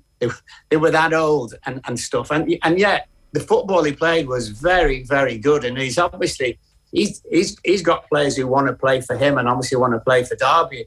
I think he's done a really, really good job. I seriously do, and I know occasionally go, bring the old player back, and he's now managed and he's won games in the Championship and all those kind of things. I think he's done better than that, and he's handled the situation, which has been horrendous when you really think what he's been up against at Derby. So it may well be the go for him, and I think if they do, then I just think he has to have some fella with him, some senior citizen, for want of a better description, who's done the job, but also, doesn't basically takes a step back and has a little look at it and just helps him when he needs some help. Do you have anybody in mind for that? No. Right. Well, I don't know. I mean, like Bobby Robson could have been if he hadn't got sick for Steve Staunton. Listen, God rest his soul, Walter Smith. Walter Smith would have been absolutely perfect with Rooney. Yeah. and a real football. But obviously, unfortunately, he's not with us anymore. But that kind of person would be perfect. And he wouldn't have wanted the job, as in Rooney's job. So Rooney feels safe and secure with him, and he was just a real football man. But I don't know who there is, to be honest with you. And I think Everton would like, if they were going to go down that route, they would like a senior man who's been at the club or played at the club or certainly got some affiliation with the club, definitely, because they're that kind of club. Well, Stephen Gerrard obviously has Gary McAllister on the touchline celebrating at Goodison Park after a goal gets scored at the Gladys, and he was quick to mention that little Emmy's header to the far post at the Gladys Street, and he'll have loved that. It's like, well, not as much as you, buddy, but it shouldn't be too hard for him to put together a backroom team that solves all of those concerns people have about experience. Yeah, but when we're talking about this now, so who actually is head of recruitment? I mean, that's the daft thing about many things about Rafa's sacking is he just won his kind of internal battle. Yeah. And all the guys who were basically the transfer committee, for want of a better description, I think they've all gone. So it's not just you need a manager. You then actually, when you look at it and look at some of the signings, I think the thing with Mashiri is he's got a toy shop, and he thought, oh yeah, we'll buy that, we'll get this, and I don't know who was advising him when he first started buying players, but also I do know, because I know a couple of lads who work for Everton, some of the wages at that football club are just mad. And the problem is you're not going to be able to get those players out unless you pay them to leave. And I mean that's a really bad position that they find themselves in, because like players on 100 grand, players on 80, 100 grand. Is it that mad, or is it? I think it's really, really, really big money. Right. Really big. Because you can understand what he did. He came in, he's making a statement, and they're buying players, and they're paying them massive wages. Right. And you'd be amazed. You'd be amazed at the wage bill. So I'm a bit less. The 100 grand is peanuts, chump change for some of those Everton players, is it? Yeah, well, it'll be up there. It'll be on like 4 or 5 million, I would think. Yeah, most definitely, because Mashiri came in and he's like got lots of money and he spent loads of money. The problem is, he's now spent so much that hindered the last manager. And it's on 4-year deals as well, so you can't get rid of them. Oh, big, long, and it's just. And I mean, as I said, the couple of lads who I knew who worked there, he said, you wouldn't believe it. You would not believe the wage bill. And as they're saying, problem with the wage bill is they've got ordinary players on massive money. Yeah. Mark, good stuff. Thanks a million for joining us this morning. Cheers. Pleasure, thank you. It's Mark Lawrenson giving us some thoughts this Monday morning about the various situations. If you're an Everton fan, it must feel pretty grim at the moment. At least the team got a response from Duncan Ferguson at the weekend, and they created loads and loads of chances, and Villa were a bit lucky. It must be particularly galling that Luca Dean was the player who touched the ball the most and had more chances created than any other Villa player, and was a very important player for them. He didn't get man of the match, but didn't score the goal, but certainly was involved more than you would want one of your most recent players to go. Like the Dean thing just makes no sense whatsoever from Aston Villa's perspective. Like, pick a side. Yeah, from Everton's perspective, pick a side. Don't get rid of them both when it came to Valla versus Rafa versus. I guess they thought they were backing Rafa and he was going to turn it around. Sure, Norwich up next, he'll win that game and the pressure will ease. But then, okay, you didn't do that. And I know everybody gives out about airplanes flying over with banners, but it's on telly. It's always on telly. We always see it, and then the fans staying behind afterwards. Very difficult scenario, and they're all aiming it at Bill Kenwright. It's like, is it really his fault? Maybe it is his fault. Maybe he needs to take responsibility for it. The chairman should be the person picking the manager, but the owner is in charge of all that stuff. The owner's got their fingerprints all over the stuff. So, resident Spurs fan Bobby Dwyer here says, any update on Silva's injury? Worry for Chelsea that he's out for the season. In all seriousness, Spurs will still be okay for top 4. We need a couple in this week, but still better than Man United, Arsenal and West Ham. Also, as I mentioned on Friday, Son and Romero still have to come back into that team. And Joe Moody says, Connacht completely bottled the last 2 European games. They could and should have won. If we don't acknowledge the simple fact they need to be able to change it up and control a game at the end, they'll never learn. It's a fair point. I understand that, but at the same time, I'm sure they know that too. It's not like you're telling us anything remarkable here. We understand they lost those games. They were in winning positions in those games and they lost them. But it's okay, you're saying. I just think that actually what you're saying is that it's good. They're evolving. I think that they are. But bad moments can happen on the path to evolution. Yeah, there's a minor setback. Tommy Martin was with Joe Malloy and Dion Fanning on the Sunday paper review yesterday. You can listen back to the full podcast right now on the OTB Sports app. Here he is talking about Hollywood FC, aka Manchester United. Yeah, maybe he's knocked them into a little bit of shape and a bit of order. I don't think there's any great evidence of his his style of play that we expected to see yet. Certainly the noise is coming from some pieces during the week. Doesn't sound like the players are particularly bothered, nor should they be for a guy who's only an interim manager. I mean, the whole thing is just so typical United. Like United is like it's like a Netflix drama. It's like a Ted Lasso situation. It's just Rangnick's the new character in here for this season, for this series. It'll be somebody else next season. And all the while, they're good enough. I mean, when you look at what they're trying to do, they're good enough to finish top four. If he knocks them into a bit of shape, they will do that. But you look at what the real top teams are able to do in terms of that pressing football. It's just so much more sophisticated and way beyond anything. You kind of wonder if United, what's the point in even trying to do it like Liverpool and City do it. Yeah. Always interesting stuff from Tommy Martin, and he's dead right. The comparison with Ted Lasso, it is just a TV show now at Manchester United, but that's kind of what the business model is, so maybe that's exactly what they want. It's 8:41. If you've got something you want to get off your chest this morning on OTB AM, get in touch. 0879 180 180, that's the WhatsApp number. A reminder, of course, that OTB AM is live in association with Gillette. Put your best face forward with their new and improved razors. Good morning start with Gillette. Carl Milani is here with us at 8:42, turns out. Carl, good morning to you. Morning, lads. How are we? Yeah, very good. Busy now. I mean, where the hell do you start after that weekend? I know, yeah. I don't know. What stood out for you? There was a lot happening. I think it has to be TJ Reid, doesn't it? I mean, yeah. Look, I think Aaron Rodgers getting beaten for the fourth time by the 49ers, but then... Okay, fair enough. That's my team. So, TJ Reid... to still be doing what he's doing at this stage of his career, where we still expect him to be a contender for Hurler of the Year if things break his way next year. If Kilkenny were to put it up to Limerick, they need to beat Limerick for a Kilkenny man to win the Hurler of the Year. But is there any scenario where he's not their most important player? I don't think so.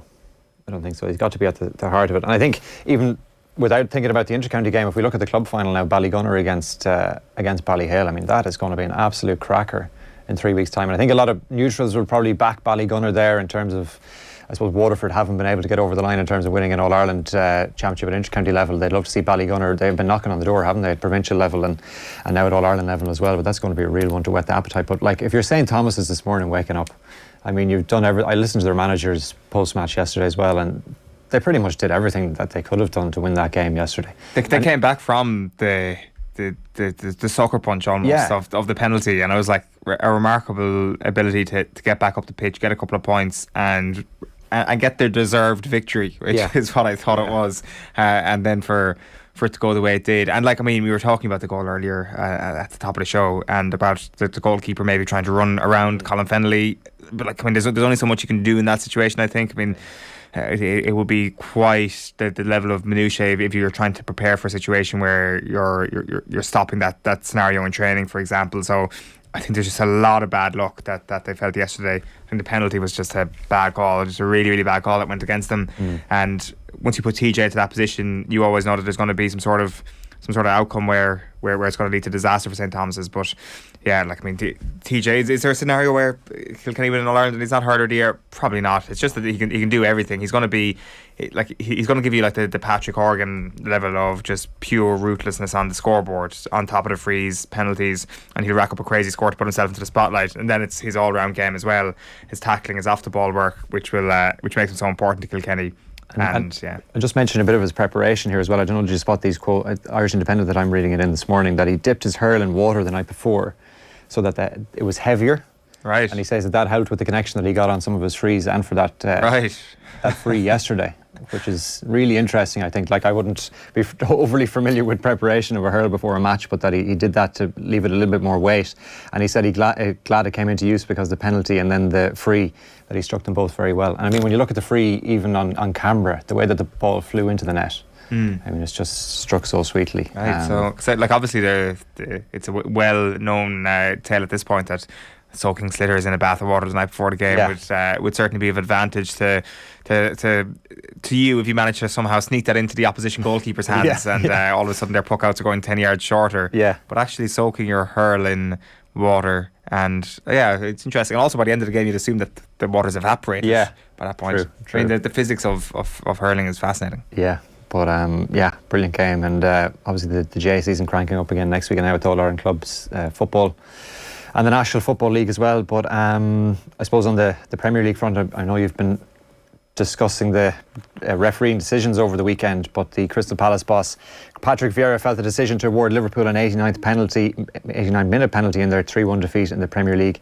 yesterday was wrong. The referee initially didn't give the spot kick after Diogo Jota was brought down, but that was overturned after a VAR review. So Liverpool winning there 3-1. Elsewhere, Chelsea beating Tottenham 2-0. Arsenal and Burnley finishing goalless, and Leicester and Brighton played out a 1-1 draw. As for the Africa Cup of Nations, interesting result last night. Tunisia beat Nigeria in the last 16. 1-0 win there for Tunisia. So then they're through to the quarter-finals. Later today, Guinea face Gambia at the same stage of the competition. That's at 4 o'clock, and then Cameroon take on Comoros from 7 o'clock this evening. As for the rugby, well, an all-Irish pairing amongst the ties in the last 16 of the Heineken Champions Cup. Leinster will play Connacht over 2 legs in April. That's going to be a mouth-watering clash indeed. Munster set to take on the 2020 champions Exeter. That's after a 45-7 victory over Wasps yesterday, and holders Toulouse will provide the opposition for Ulster. So all of those to look forward to in April in the last 16 of the Heineken Champions Cup. Action this morning at the Australian Open tennis. The men's second seed Daniil Medvedev is safely through to the quarterfinals. He beat the United States player Maxime Cressy in 4 sets this morning in Melbourne. He's set to play the 9th seed Felix Auger-Aliassime in the last 8.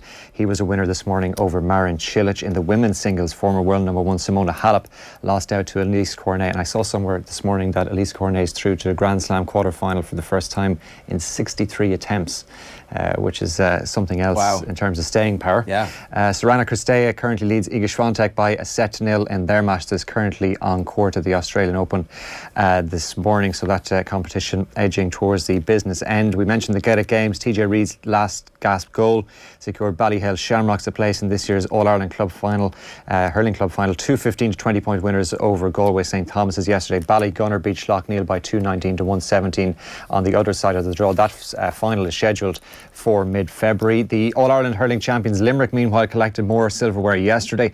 They were 27 points to 18 winners in the Munster Hurling Cup final over Clare, while in Leinster, Dublin through to the Walsh Cup final courtesy of a 223 to 120 win over Offaly yesterday. Dublin going quite well in that competition. And in golf, Seamus Power is above now Shane Lowry in the latest world golf rankings. The Waterford native up to 47th in the world, despite carding a disappointing final round last night at the American Express on the PGA Tour. He had 2 double bogeys on his front 9 in a final round of 2 over 74, finishing 9 shots behind the eventual winner Hudson Swafford. Graham McDowell finishing on 10 under par and in a tie for 40th. Lowry is now ranked at 49th after earning a tie for 12th at the Abu Dhabi HSBC Championship yesterday on the DP World Tour. He was alongside Rory McIlroy, ending on 5 under par. Porrick Harrington finished on 4 under, and Thomas Peters was the winner there on 10 under par. All right, good stuff, Carl. Thanks very much for that. It's Carl Maloney with this morning's sports news. If you've anything you want to talk to us about, get in touch now. You can use the WhatsApp number 0879 180 180, or of course you can always get us on Twitter at OffTheBallAM is the Twitter handle. Right, some of the other comments that have been coming in. Actually, I can tell you about this now. Can we have the kit? So Bose have re-released their Bob Marley inspired kit with sign off from the Bob Marley estate. There it is. That is a thing of beauty with the Des Kelly logo over the picture of Bob Marley that they weren't allowed to use the last time, but that they are allowed to officially use this time. And then obviously the Jamaican colours. Are they specifically Jamaican, or are they actually reggae as well? So it's the green, yellow and red stripes on the right hand side this is a nice jersey. This jersey will sell out pretty quickly. So 10% of profits are going to go towards purchasing sports and music equipment for asylum seekers. What do you think of this, on? It's gorgeous, isn't it? The Marley Stade finally giving the green light for this to be used. I kind of completely forgotten that there was controversy around it last time. It was in rights controversy. Yeah, so they came up with the jersey. It was brilliant. It obviously, I think, sold immediately, or even before it was for sale. The Marley Estate got in touch and were like, no, you can't do this. And then Ajax swooped in and did something with the Marley Estate. And then eventually, I think Boza managed to get the permission for it. There's a picture in the Irish Times today of a Maradona one that Napoli have. Napoli have had 10 different jerseys this year. Oh yeah. So it doesn't really feel so much like a tribute as a cash-in. This, on the other hand, it's absolutely different. Were you at that Bob Marley gig in 1980? Oh, it's not. Elimount? I was 3 years old. No? Okay. Unlikely. Interesting. Is John Duggan there, I wonder? I don't know. Again, we're roughly the same age, so your inability to place any time, it's all a gelatinous gloop. It's pre your birth. I mean, like, you bang on about the 80s being the greatest decade of all time, and you sit here this morning and you weren't even at the event of the 80s, it seems. So. No, the early 80s doesn't really count. Yeah, well, that's pretty harsh for anybody who was there. Like, that's there's definitely some sort of deep dive on the day he played in Delhi-Man, but this thing is going to fly off the shelves immediately, and all done in a legal manner at this point. Exactly. 8:51 this morning. If you want to get in touch, we'd love to hear from you. 0879 180 180. We're going to talk about the rugby, and the draw has been made for the last 16. The draw hasn't been made. We know what the draw is for the last 16, rather, to be specifically accurate about it. And I'm going to dig it out for you right now. We know that it's going to be Leinster against Connacht. These are two-legged affairs, which is the first time, I want to say. Did this happen maybe in the first couple of years of the competition in the 90s? I don't know.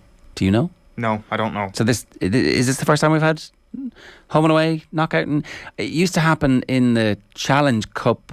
Challenge Cup, yes. Yeah, but has it ever happened in the Champions Cup, the Heineken Cup? I don't know. Connacht versus Leinster, Toulouse versus Ulster, Exeter versus Munster. They're the 4 teams, and we're all on the same side of the draw, you tell me. Yeah, all the Irish teams on that side. So it's lined up for what should be a couple of good games. Like the things, if you're looking through it, I think it'll take a couple of upsets really for everybody to kind of come together on this front for the All-Irish semi-final. Like, I mean, it's not the first time where you're eyeing up the possibility of Leinster and Munster on the same side of the draw, and them possibly meeting in a semi-final. I think that was the case maybe potentially when Leinster won the Heineken Cup a few years ago, and it didn't obviously materialise because Munster let down their end of the bargain. So we're always kind of like a bit cautious about looking forward to ahead into the draw. But as you said earlier on, like, as a standalone fixture, Leinster against Connacht is something that everybody should be pretty excited for, because the scoreline before Christmas was in November, wasn't it, or the start of December, wasn't actually representative of the difference between the two sides in the day. Like, Connacht were better than the scoreline suggested, and then also they're going to have half of the opportunities at home in this case, and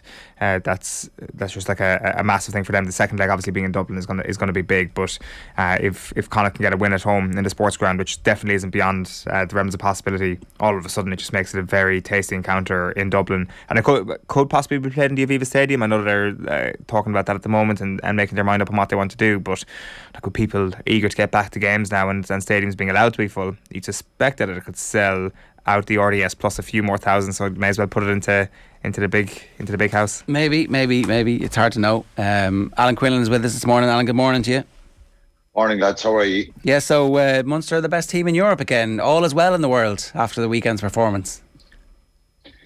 Yeah, well, it was probably what we saw yesterday was encouraging and much better than we've seen the last number of weeks, and they should get credit for that. I think they were pretty relentless the way they started the game. The approach was much more open and expansive, and they executed so much better. I think probably 15-20 minutes after half time, the game was poor. Obviously, Tom Young's injury didn't help that situation, and it was very unfortunate what happened to him. But I just thought their attitude was to really play, and they were pretty ruthless. And for the first time, I think, as long as I can remember, there was 23 the 23 that tugged out yesterday were all Irish qualified, which was another big positive, which wasn't really mentioned.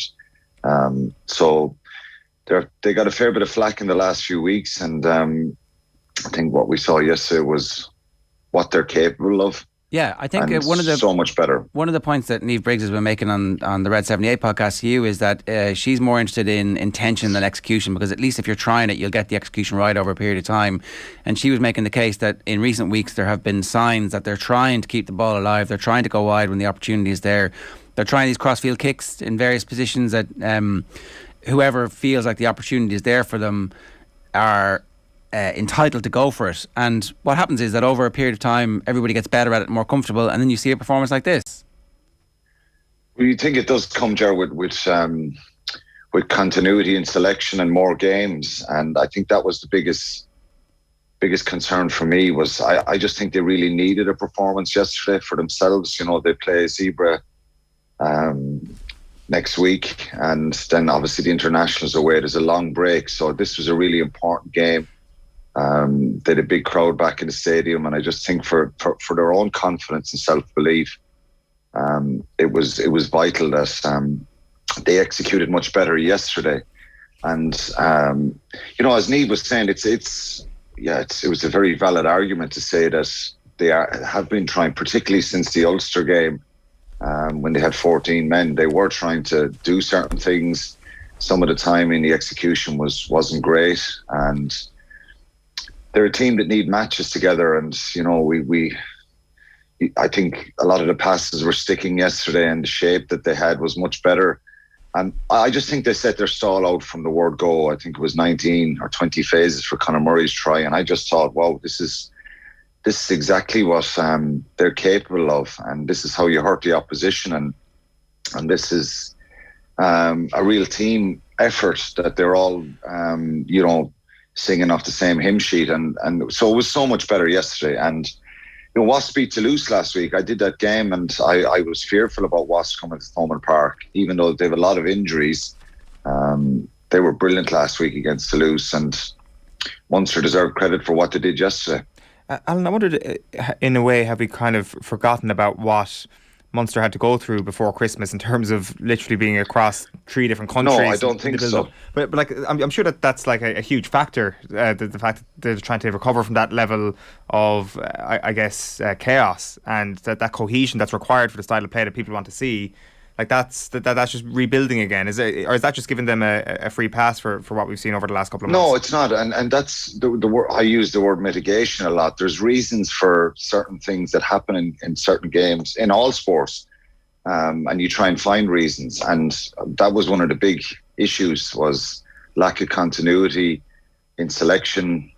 What happened in South Africa, not being able to train together, but lots of teams are affected like that. But particularly this group of players.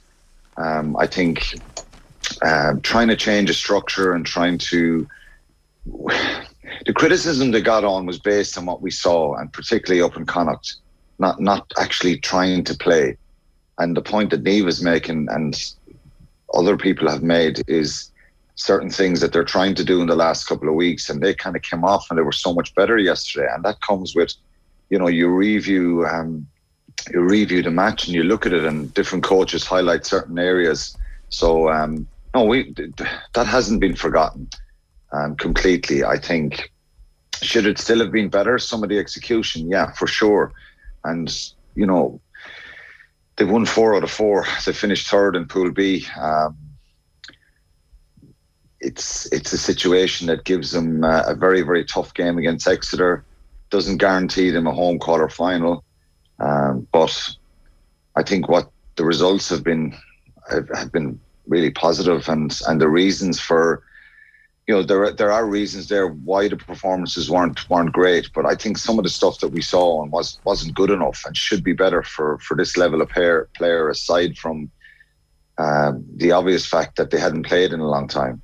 From the team that played yesterday, they actually have a load of games because of the way that the COVID restructure during the Six Nations has happened. So there is an opportunity for them to build continuity for some of that second tier of players. So nine players are going to be off for the Ireland squad during the Six Nations, but a load of players are actually going to get game time together. A little bit off Broadway, a little bit of the pressure gone. It is going to be their URC games. We would expect them to win the majority of those games, with almost irrespective of who plays. So a little bit of the pressure comes off now because of the performance yesterday, and as a result, yesterday was a big thing for them to just buy everybody a bit of time. Van Graan's going to see this season out no matter what happens at this point, and we can all hope that the beginning of the new style of Munster play is there. In terms of the out half question, that's still very much up for grabs, is it? Yeah, it is. I was a little bit surprised. I thought they would have continued with Jack Crowley, just to continue that little bit of continuity, and I thought he was pretty bright in his performance in Cass. But to be fair, Ben Healy came in and was superb. It was a really big performance from him yesterday, and I think that argument continues on. It's a good place for him to be in, and they're two young players. Jake Flannery is kind of behind those two as well, and so yeah, Ben Healy was really good yesterday, and I think some of his big strength is he's kicking out of hand, and some of the clearances from penalties, the distance he got was phenomenal. But his overall play was really top notch, and that's a real positive for him. So I think there's obviously a lot more growth in both those players, and they're in a good place. And you know, if you're playing that type of game where you're moving the ball and you're keeping it alive and looking for options, it's much more enjoyable for a fly half. I wouldn't envisage any fly half wants to kick the leather off the ball. There is matches that you're going to have to kick a lot in wet, windy conditions and stuff, but conditions are really good yesterday to play good rugby, and I think Ben Healy excelled at that. Is there a world in which Munster start looking at maybe a Kieran Frawley-esque transformation for one of these guys next season? Obviously with Diolande going, there might be a position in midfield. The qualities that they've shown over the course of the season have been exceptional. Could you see them thinking outside the box a little bit, trying to get them both on the park at some point? I don't know. Whoever comes in as the backs coach, Eoin, I think will decide that. I think you certainly look at the footballing ability and their presence. You know, they're two big fly halves. Jack Crowley's big and physical, and Ben Healy is as well. So for sure, I think it's definitely an option. If Carberry was back fit and available, would they go with one of the younger out halves and play him in another position? I don't know, but it's something that probably would be no harm to look at. Particularly all three of those would comfortably play as a 12 or a 13 as well, and have that kind of footballing ability to slot into a number 12. So it's something that they got to look at, and I'm sure we'll know a little bit more about the coaching setup in the next week or two. I think that hopefully will be finalised pretty soon, and it depends who comes in. But the Declan Kidney rumours won't go away. Him as director of rugby and Roundtree as head coach. Is that realistic? Are you hearing that? Because it's been in print now in loads of different places. Yeah, it's speculation still, but I think it's for Munster to get a director of rugby. I think that's something that was on the horizon even before Johan announced he was going. So it's probably a real life possibility. That's something that can happen. I'm not privy to the list of people who applied for the job. I know Graham Roundtree has obviously said he's very keen on it, and I'd be keen to see him get the job, I think. And you know, they've got to bring in 2 or 3 other coaches underneath him then. But it just depends who's applied, Ger. If we had the list, we could go through that. But people probably know my thoughts on Declan Kidney, and I just think that whether he'll leave London Irish and come back to Ireland, whether he wants to at any stage, I'm not sure. But I know what he did when I was playing, and his organisational skills and his ability to look outside the box is phenomenal. And he would be brilliant if he did come back to Munster, I think. Roundtree, obviously, if people talk about Munster's strengths, it is the stuff that he's working on. Like, no one has ever said, oh, you can clearly see they're not good in this, and this, the various aspects of responsibility that Roundtree would have. So that would be like giving somebody who is there the continuity and the opportunity to follow on the work that he's been doing. And it would certainly make sure that everybody stays on their toes for the rest of the season as well, if he was to be announced. Yeah, it would. And it's the continuity thing. And if Graham Rowntree gets the head job, I think the most important thing is who steers the ship here, I think. And you have quality coaches on the field. And I think you see the job that Leo Cullen has done over the years. He probably doesn't get the credit he deserves. When you have someone as exceptional as Stuart Lancaster, who's running a lot of the on-field stuff. But you need the boss to steer the ship, send out the right messages, inspire people, keep on top of people and all that kind of stuff. And Graham Rowntree is well capable of that. I'm a fan of his, and I think the players like him. And but look, it'll be interesting to see. You know, when you're making this decision, is you know, it depends who has applied for the job and what other candidates are there. But I think he'd be a very good appointment, and bring in quality coaches underneath, and it keeps he knows the players inside out. If you bring in a new head coach, you've got to start to know guys again, and I think it'll help in that situation if it happens. Let's talk about Connacht, because obviously they will be incredibly disappointed with the defeats that they've suffered in recent weeks, but they're through to the last 16, to the knockout stages of the Champions Cup for the first time. It's not much of a reward, a two-legged tie against Leinster, but at the same time it's clear signs of progress. What are they feeling at the moment after the last two games? What's the conversations in the dressing room? Are they seeing any positives, or is it all negative?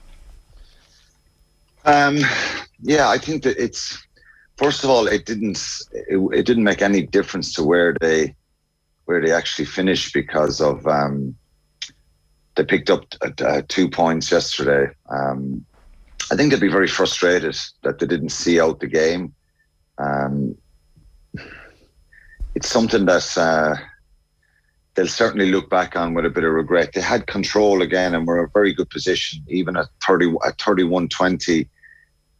Stade score a try and they get themselves right back into the game, and they've just got to learn, I suppose. And it's I think the easy thing here would be overcritical and saying it's down to game management. I think obviously it was a very good Stade side that they picked yesterday, and you just never know with the French what kind of attitude they're going to have and how much desire they have. But they looked like it meant a bit to them yesterday, Stade. They had an outside chance of qualifying themselves. But it's just having that ability to close out the game and be ruthless and probably stop attacking, because I think they turned the ball over too many times in attack, and they were trying offloads, and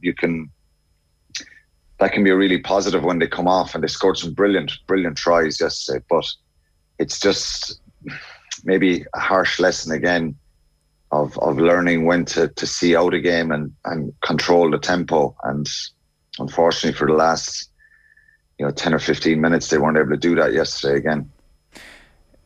They were obviously up against 14 men. The sending off was interesting. The second yellow card in particular, Wayne Barnes was saying that he looked at me and said effing L. He then looked at me and said, I got the effing ball very clearly, very much at me. Yellow card, red card is what Wayne Barnes said. Is that something you would have been able to get away with, or did you ever see anybody sail that close to the win by essentially using the F word?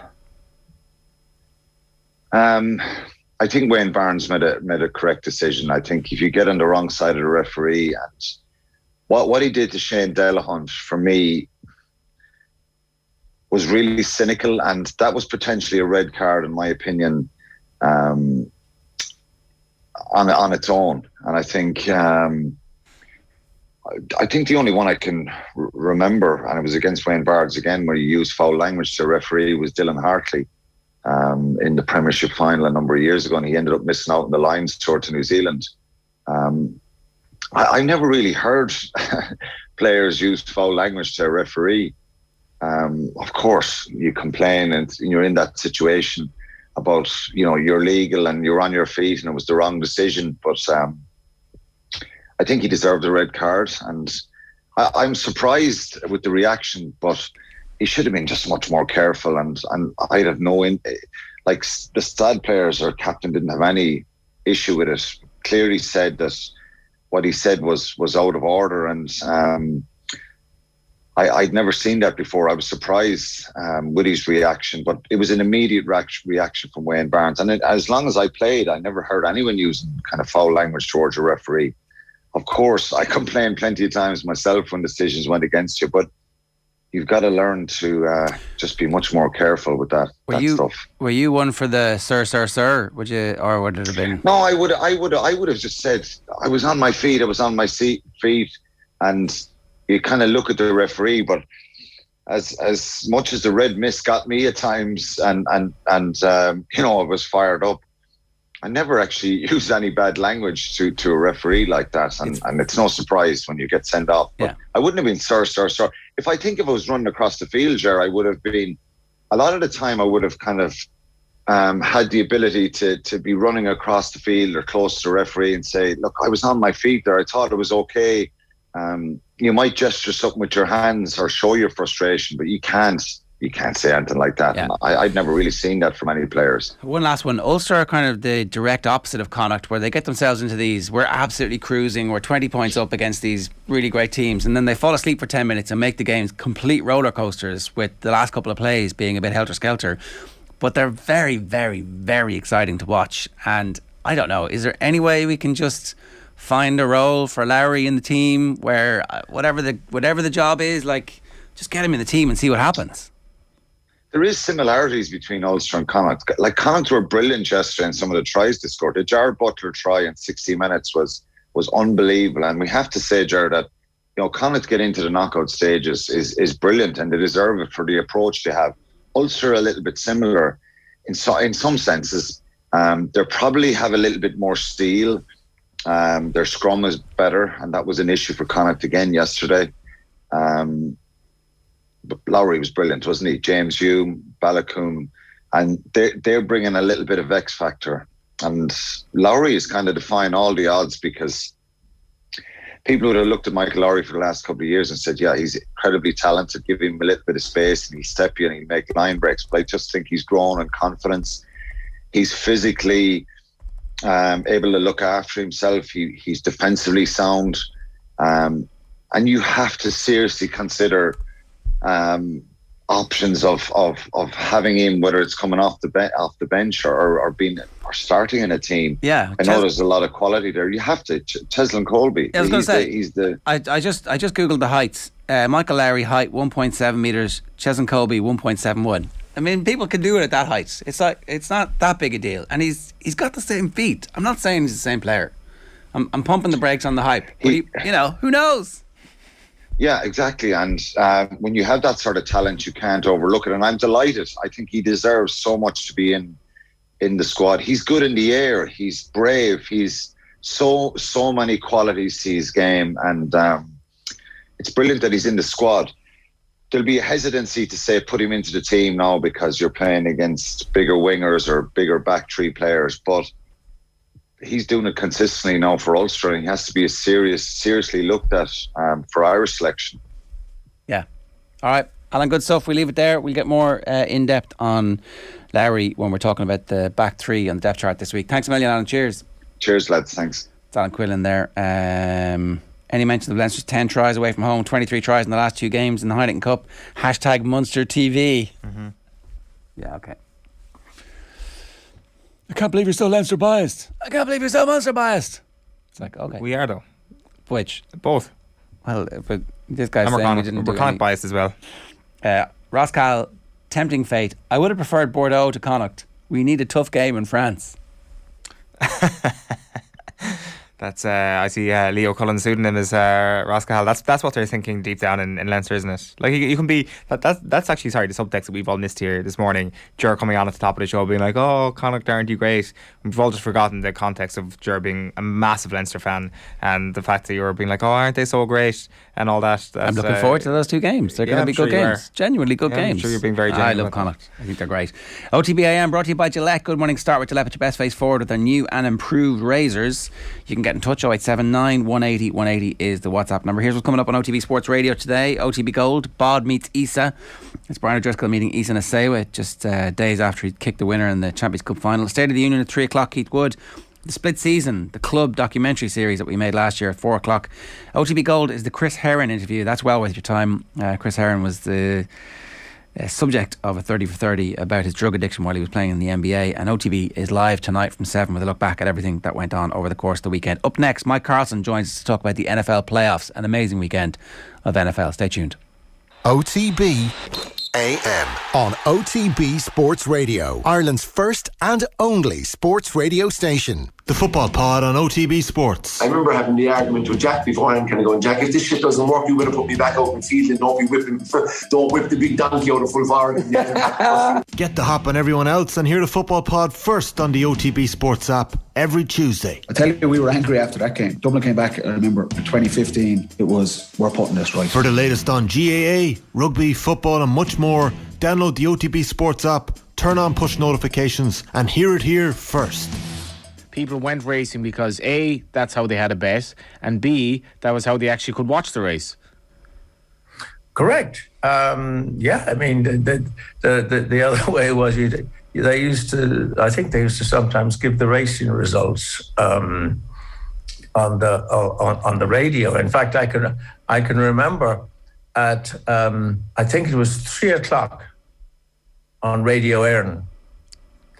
They used to give out the runners for the next day's racing. And that we had the racing calendar, and you sat beside, it was after the 3 o'clock news, and you sat beside your radio after the 3 o'clock news with the calendar, the racing calendar, which is a weekly publication.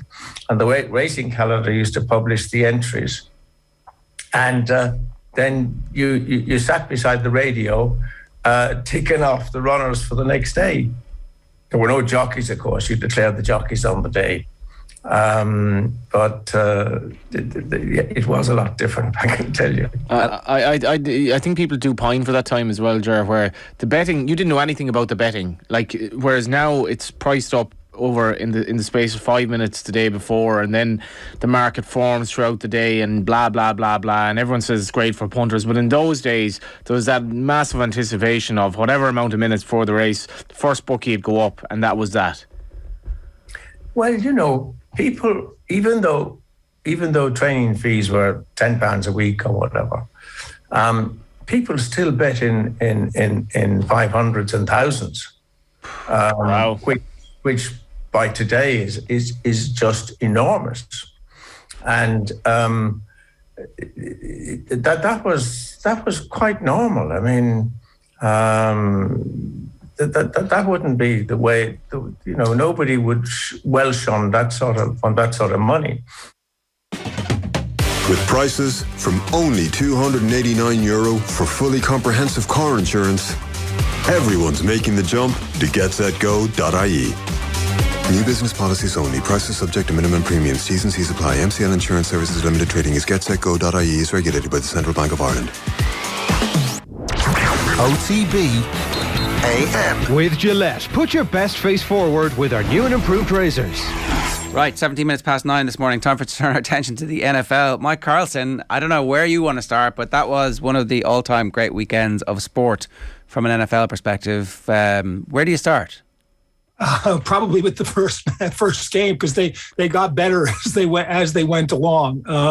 I can't remember a weekend where it was so good. And I mean, Sunday's games, the Rams in Tampa and Buffalo, Kansas City, were both exceptional games. But the two on Saturday were pretty good games. Not as much offense, but you had 3 games all decided on walk-off field goals, followed by an overtime game decided on the first possession. So I don't know how much more you could have had. And on the Buffalo Kansas City game, I was sitting pretty, I thought. 2 minutes to go, I picked the under, which was 53.5 points, and it was 26-23. So there's 49 points, and I'm thinking, okay, now somebody kicks a field goal, the game's over. I've won the under. We're all set. And they scored 24 points in the last minute and 54 seconds. It was phenomenal, and so this had been hyped as the battle between the two best young quarterbacks. Certainly the best. I mean, I think people are kind of getting back to Mahomes as best in the league, even though He wasn't spoken about in the MVP race. That was a straight shootout between the two old-timers. But these are the two quarterbacks who are, it seems like, about to set up a dynastic rivalry over the next decade or so. And they did not in any way under-deliver. In fact, they over-delivered on all the hype and the build-up. Yeah, and what you've got is somewhat similar in the sense that they're both very mobile, and we saw Mahomes early on take advantage of that mobility because Buffalo was covering his receivers, and running was the only option he really had. They're sort of different in a way, and because Allen can be a run-first quarterback if that's what they want to do, and basically by the end of the game, that's pretty much what they had to do. You know, Allen, if Allen wasn't running the ball, he was having to run to get time for a receiver to get open, which was usually Gabriel Davis. And for Mahomes, it was more of a straight drop back pass situation where he'd had to scramble to make some time for himself, but not to the extent that Allen did. It was a fantastic chess game, really, and one that changed. And that's, I think, to me, the amazing thing is how the strategy changed and how it played out so much differently in the last 2 minutes of the game as opposed to how it had for the first 58 minutes. Andy Reid, in the aftermath of the game, said that he said to Mahomes before the comeback, I guess, but when it's grim, be the Grim Reaper and go get it, is the quote he used to him. Like, I mean, when you talk about quarterbacks and the relationship they might have with the Grim Reaper, I think everybody thinks of Tom Brady, first of all, the sort of fear that he would have put even into, I'd say, a lot of Rams fans' eyes last night. Does Mahomes already have that similar level of fear when he's going up against people, and regardless of what situation he's in, that this guy is going to get it done? Yeah, I think so. There was that period in mid-season when they were having problems, but they adjusted to that. Andy adjusted to that. You know, teams realized, and this was the thing about this game, how do you stop Mahomes? Well, everybody looked at last year's Super Bowl, and you play too deep. You keep Tyreek Hill, therefore, in front of you and under control. You let Kelsey...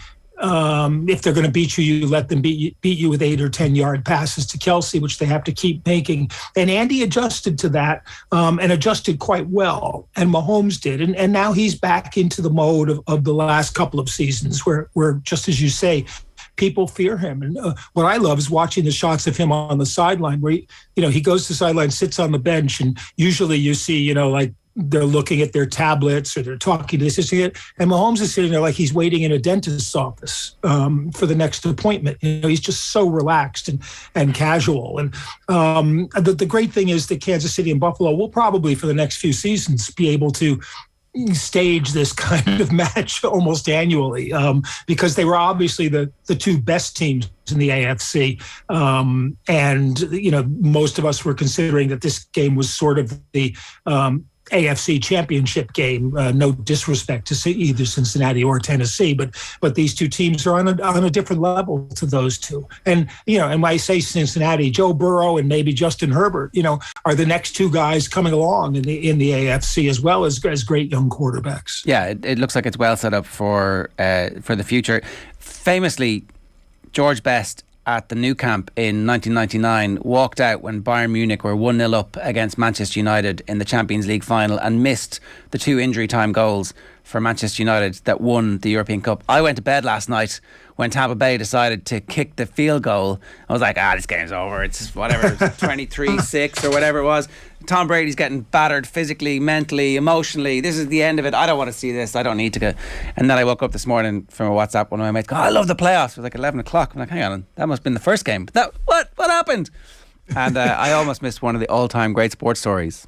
Yeah, it maybe if it had been 28-3 instead of 27-3, Brady could have engineered the full comeback. But the difference between Brady and Stafford, I think was pretty clear there, and everybody was jumping all over. Tom Brady's the luckiest of all time, not the greatest of all time. Blah blah blah. The thing. Branch Rickey, the baseball gentleman, once said, luck is the resident of design. And the thing with Brady is he just stays so calm that as the as the situation gets more and more intense, you make a mistake and then he starts to punish you for it. So he literally got better in the last 10 minutes of the game, and Matt Stafford got worse. And other things are going on around because it's a team game, and we concentrate on the quarterbacks, but that's not the whole story.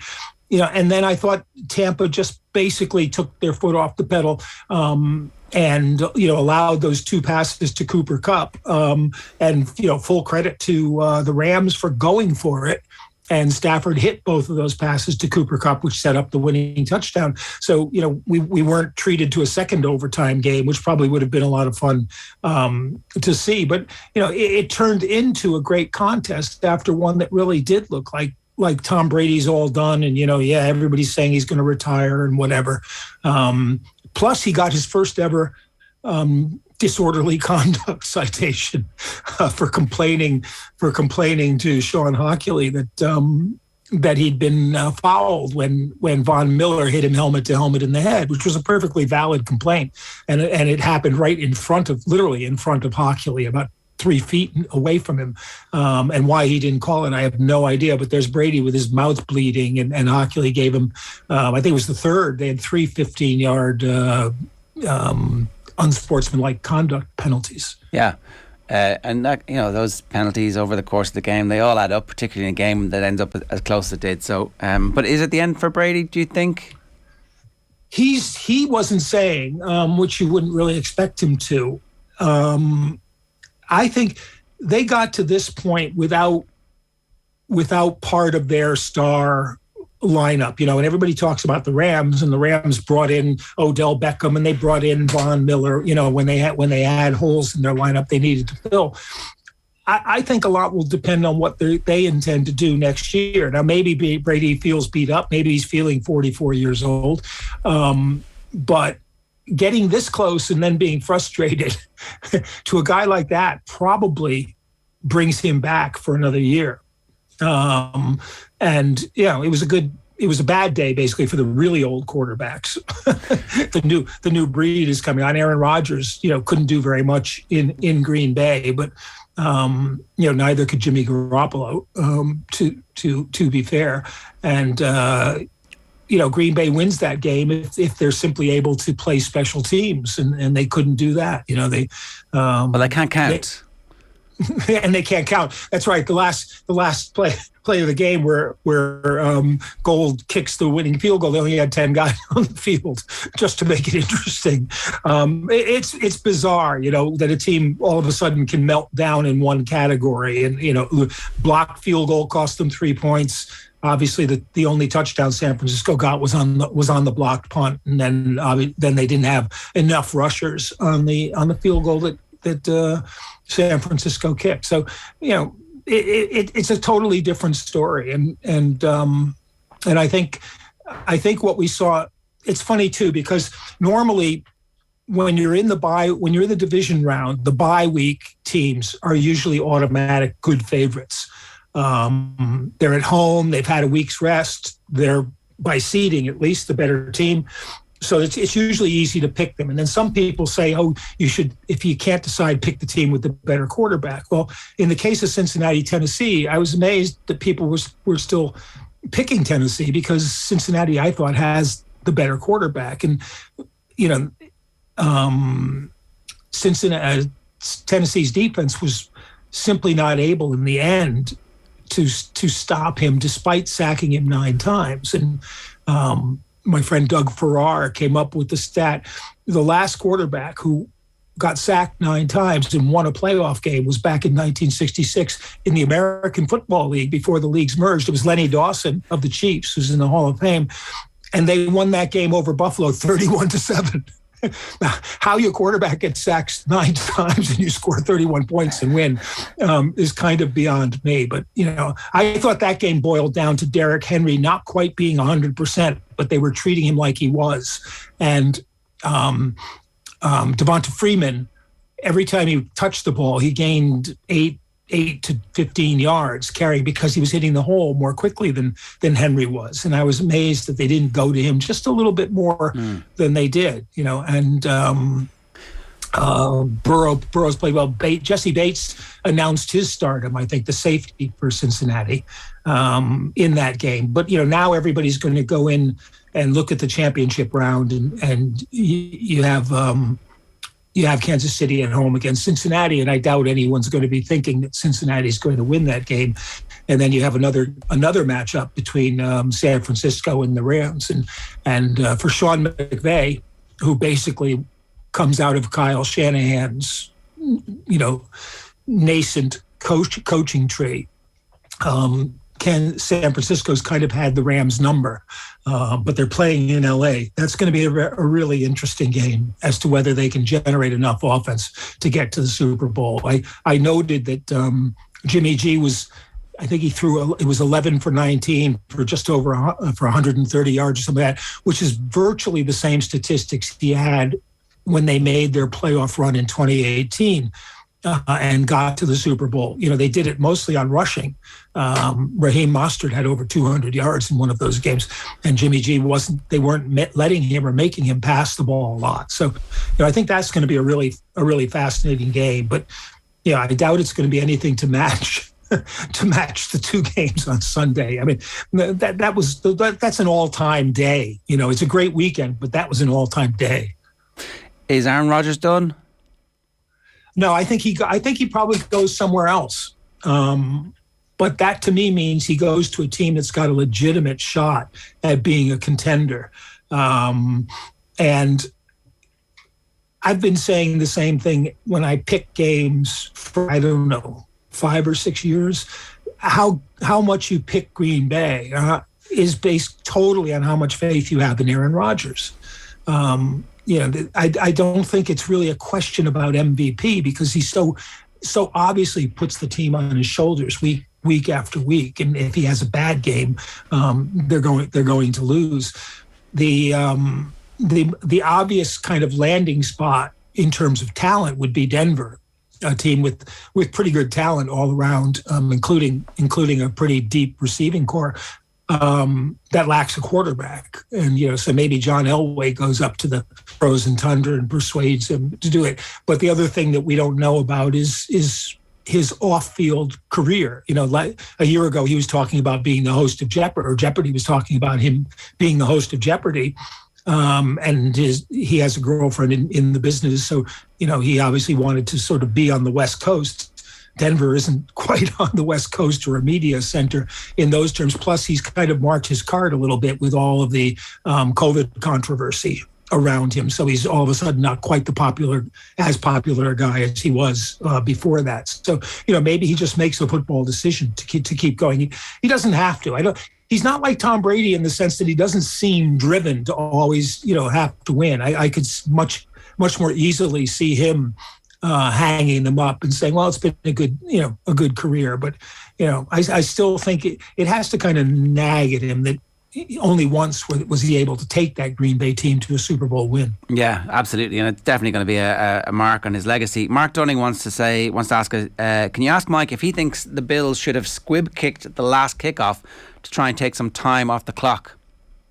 Yes. I was amazed that they didn't. And the situation is you've got 13 seconds left, and they kicked through the end zone, which gave Kansas City the ball on the 25 with 13 seconds left.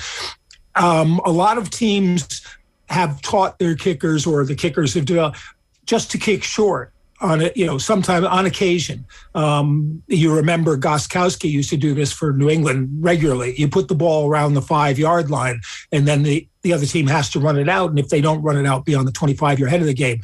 But whether you squib it or you kick short or, pooch kick it, whatever, the clock doesn't start till the player touches the ball. And he's never going to touch the ball if you kick it through the end zone. So he touches the ball and runs it back. He's unlikely, the risk is you're going to give up a great kickoff return, but they don't have a great kickoff returner.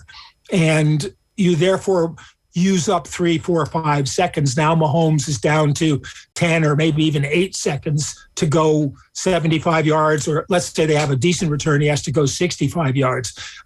It's much, much harder. And so as it was 2 plays, they gained 43 yards and they kicked a field goal. It was pretty impressive that he was able to do that. The idea that you kind of can't cover Travis Kelce on 2 consecutive plays over the middle of the field is bizarre in itself. But that's the way it goes. And to me, a lot of people are whining about the fact that there's no second possession in the overtime. But to me, they lost the game there, where they allowed that field goal in only 13 seconds. Yeah, Mike, good stuff. Thanks a million for joining us. Cheers. Thank you. It's 9:34 this morning. Dahi says the last 4 minutes in the Tampa Bay Rams match, an insanity of entertainment. And Shifty lads, good morning Shifty. I watched it live, the 4 games. Buffalo was probably the best team. It was incredible. Stupid kick with 17 seconds left to go to lose to a coin toss. Bills Mafia slamming tables everywhere. But I think that there won't be a table slammed in Buffalo tonight. No, there certainly won't. Tables are safe. As you say, it's going to be a magnificent rivalry over the next little while, Mahomes versus Allen, and it already has thrown up so many amazing moments. But what marks these weekends out as one of the best weekends of the year, every year in sport in general, is just some of the brain dead stuff that goes on, like the Packers with 10 men on the pitch, like even Shitty Lad referring to a stupid kick. It's like decision making and the breakdown of straightforward human decisions in these high pressure moments, which fascinates everybody. It is really interesting, isn't it? That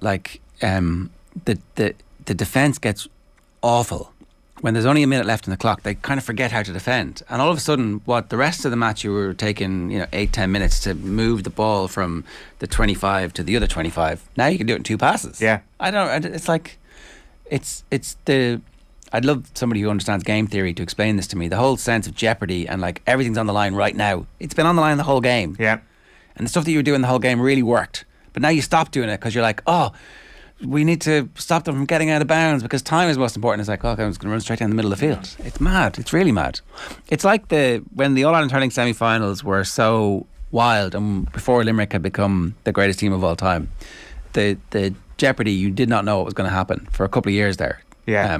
But this is that multiplied because there's 4 games. Yeah, absolutely. It's 100%. Like for Limerick's first All Ireland, that semi-final weekend was crazy, and just the closer it gets to the end, it's this unbelievable feeling of tension that even if you don't have a horse in the race, you've got that feeling in the pit of your stomach that anything could happen here, and it's just incredible. It's hard to look past yesterday as one of the best sports days of the year. It'll be hard to top. 9:36 this morning, OTB AM brought to you live every morning with Gillette. Good morning. Start with Gillette. Put your best face forward with our new and improved razors. Tomorrow morning from 7:30, we're going to be talking to the CEO of the Gaelic Players Association. Tom Parsons will explain to us their support for the Green proposal for Championship Reform that is now being put forward to February's Congress. Fergus McFadden will bring us his back 3 depth chart and much more as well, including a reaction to the new co-host of the Football Pod, which will be announced tonight at 7 o'clock live on Off the Ball. Right now, we're bringing you more reactions to the weekend sport. Here's Bernard Jackman talking about Connacht Stade Français. Hey Bernard, you're very welcome along. So we're going to chat rugby with Bernard Jackman now. He has just watched Stade Français 37, Connacht 31. I asked you on the radio when we were just talking immediately a full time, sum that up, and you said chaos. So that's a pretty good description. Often very enjoyable chaos when Connacht are involved. Yeah, absolutely. And look, there was a period there around the 70th minute or maybe the 74th, 5th minute, where the ball was in play for 3 or 4 minutes. There was space everywhere. 14v14, long passages. Connacht were throwing the ball around. Stade were trying to play with a little bit more shape, but eventually they lost the plot as well, and it just became a free-for-all and highly entertaining. But not if you're a Connacht fan, to see your team lose again, in the last quarter. And even though they got the bonus point, they got losing bonus points, they got 2 points. They'd be disappointed. That was a big opportunity to win away from home in Paris. For people who didn't see the game, Alex Wooten scored an early try for Connacht. Caelan Blade followed up very shortly thereafter, and then Caelan Blade scored again just before half time, and the Connacht maul was in full effect for that 3rd Connacht try. It's much improved this year. Second half, Farrell gets a try. Jared Butler gets a try on 61 minutes for Connacht to go 31 points to 20 up against 14 men. So at that point you hit pause and you say this has been an exceptional performance. Parallels with Leicester the week before. What seems to go wrong in those closing 20 for you? Look, I genuinely believe it's not having a bench that has that depth, and I think they have improved a lot. So, for example, they've now got 2 very good hookers, Hefford and Delahunt. They've got 2 very good 9s in in Marmion and Blade. Obviously Marmion wasn't available today, so then you're down to an academy player. They've got a lot of centres. They've got some depth now in the back three, but it's the front row for me. It's absolutely crucial. And they lost Buckley to a long-term injury at the start of the season, but today they were just ravaged by injury, some COVID in the front row, and they had to go with 2 young academy props on the bench. And I believe they've got a big future. Both Sam Elo, we saw him play for the Irish under-20s in the summer in Cardiff. He has potential. He's moved down from Leinster. Charlie Ward is a Tulla man, like myself. Again, a really good prospect, but it's a big ask for them to go and come on and have the same kind of effect that the Stade Français front row, replacement front rows could have, who are obviously experienced campaigners. And the fact that they left the starting props on for so long, showed that Andy Friend knew that it was a huge ask. So I just feel that's the problem for them. It's just lack of depth. What they do, Joe, is really intelligent. It's effective play, and they make up for their lack of power or experience by being very well coached. But when you come to the business end of the season, I think they're always going to struggle against teams who have better depth, and Leicester have shown that over the last 2 legs as well. So that's the challenge. Unless they get real luck with injuries and availability, which you very rarely have for a whole season, I think they will come undone at the crucial stage. I don't know where our FU finances are. I suspect not in perfect shape given everything that's gone on the last couple of years. But in Connacht we have such an interesting case study. They are exceeding expectations. Every opposition coach who comes up against them, Borthwick last week for instance, talks about how well coached they are. You've made that point as well. And so what a frustration. What's letting them down at the final hurdle here is just a little bit of strength and depth. So you would almost wonder if the RFU would look at Connacht and say, well, if there was ever a time to really back them and see what they could do here, given that everything else is in place, we're not throwing good money after bad here. We can almost have a certain faith that if we give a bit of extra money, it's going to be used well and could make a big difference. You would love to see that, because it just feels very frustrating that they're doing everything very well and playing this amazing brand of rugby, and yet they're almost destined to fall at the final hurdle for just that little bit at the end, that little bit of depth at the end. Yeah, and you know what? It's actually going to become harder for them because, guys like Delan, guys like Sammy Ireland who've come and put in massive shifts for Connacht, you can't not take into account that when they look at their challenges on a weekly basis, they probably know it's going to be hard for them if they stay there to win silverware, because players are realists as well. They see what other teams can do in the transfer market in terms of retaining. So I think it's hard. I also understand completely from an RFU point of view. I mean, I think all the provinces are getting cut this year. Rumours of Munster have to knock $1 million off their wage bill. So it'd be pretty hard to justify our stomach for the other 3 provinces if Connacht were getting a boost at a time when they were getting a drop. But I do think if it was treated on an individual basis and you were speculating to accumulate, I think you could trust Connacht with their budget a little bit more. They don't overspend.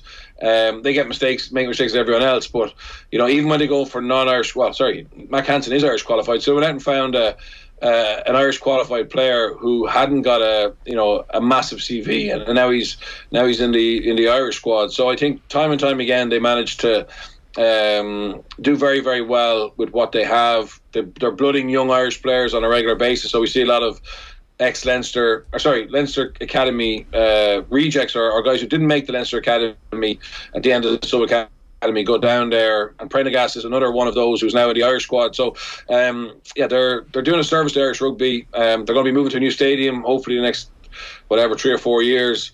The URC now makes it more difficult for them to qualify for the Champions Cup because they're competing with the other Irish provinces. So I would certainly be in favour if there was any bit of extra finance to give it to them and see what they could do with it. And parking private investment for a moment, because we've seen Munster go off and raise private monies for big name signings. What is the disparity in budget these days, ballpark figure? I know you're very connected between Connacht and the other provinces. Yeah, so I think that it's very hard because the RFU are very smart the way they manage their financial statements, so it's very hard to see what goes where. But I would, if for example Leinster were at 10 million and I would say Munster probably 9, Ulster 8.5. And these are guesses now, but I would say, and Connacht, I'm not sure where Connacht are. I'd be shocked if they're over 5. I heard they're around 4. So they are, they're well down. And look, at the other provinces would argue they don't do enough themselves to boost that through, you know, season tickets, sponsorship, etc. So it's a very tricky area to get into because we're not given the figures. But I know that they wouldn't be able to go and sign a Vermeulen or, you know, a Jason Jenkins probably, like the other provinces can, and they're constantly trying to find value in the market, which is great, and it keeps you honest, and you have to do a good job. But every so often, you know, that's more of a gamble than signing a Easton Asiwa, a Brad Thorne, you know, a Rocky Elsom. You know, you kind of know they're going to come in and help your team straight away. When you're signing a Lefa Fatita, I mean, Diwal Senegal coached him in Grenoble. He was playing in Pro D2. You know, so that's the level you're recruiting at, and that does make it hard. Now, having said that, they're not cribbing and crying. They're getting on with it, trying to be the best they can be, and they're doing a hell of a good job. So I don't want to just become a negative discussion, but I'm kind of saying, look at, you know, they certainly do look after their money, and if they could find a bit of investment, and maybe it's private investment, maybe that's the solution, because they certainly have the people of Connacht very, very proud of what they're doing at the moment, I believe. Yeah, and I suppose maybe to finish on a positive then, what they did for the first 61 minutes to get to 31 points in Paris, you used the phrase at one point with Conor on commentary, Conor Morrison commentary, that there was such variety to what they're doing. I mean, they're never predictable at any point, and Steve Borthwick made that point last week as well, so you might expand on that for us. Yeah, it's just like, they know they're not the biggest team in the world. They've had to work incredibly hard to try and shore up their lack of size and power, to turn an attacking maul into a weapon at time to time, to not be obliterated at scrum time. So they're very well drilled. They're very technically and tactically astute. But then also that goes on to other sides of the game, which isn't about the set piece.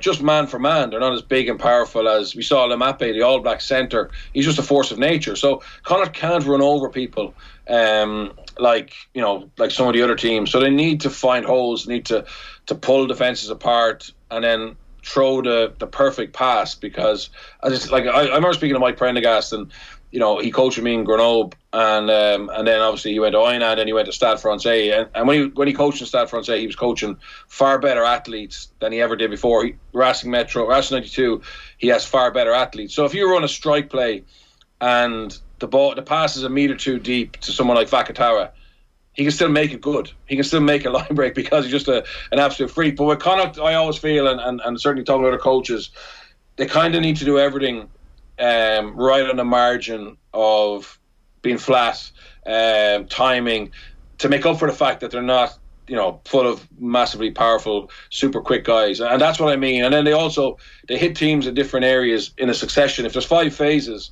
they will pretty much probe at 4 different doors first before eventually they can open one. So from a defensive point of view, people get stressed in defence when the attacker are asking different questions of you. So that's what's been really impressive. And it's also, I mean, Peter Wilkins was the defence coach. You know, they had a massive turnover of staff. Jimmy Duffy, Nigel Carlin, been there a long time, left in the summer. And I think Andy Friend has done a great job of reorganising his staff with obviously a couple of local lads, Irish coaches in Mossy Lawler and Colin Tucker, who were in the academy, bringing them up. Peter Wilkins becoming de facto head coach, and you know, what they're doing on the field is very pleasing on the eye. But I also think it's effective. I know people, like a lot of people get on to me and say, "Oh, you're talking about Munster, you're not being as critical of Munster as you are of Connacht."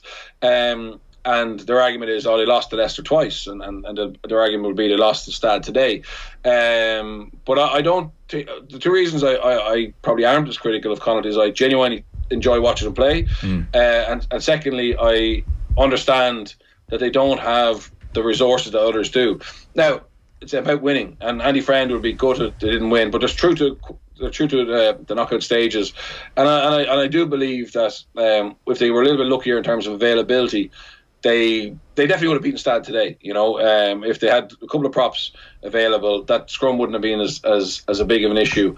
and they had the all-round game to beat Stade in Paris. Yes, either way, they have made the knockout stages for the first time in their history. Now we are talking before all the games have been completed, around 3:30 on a Sunday afternoon. But it does look like their reward for making the knockout stages is a two-legged fixture against Leinster.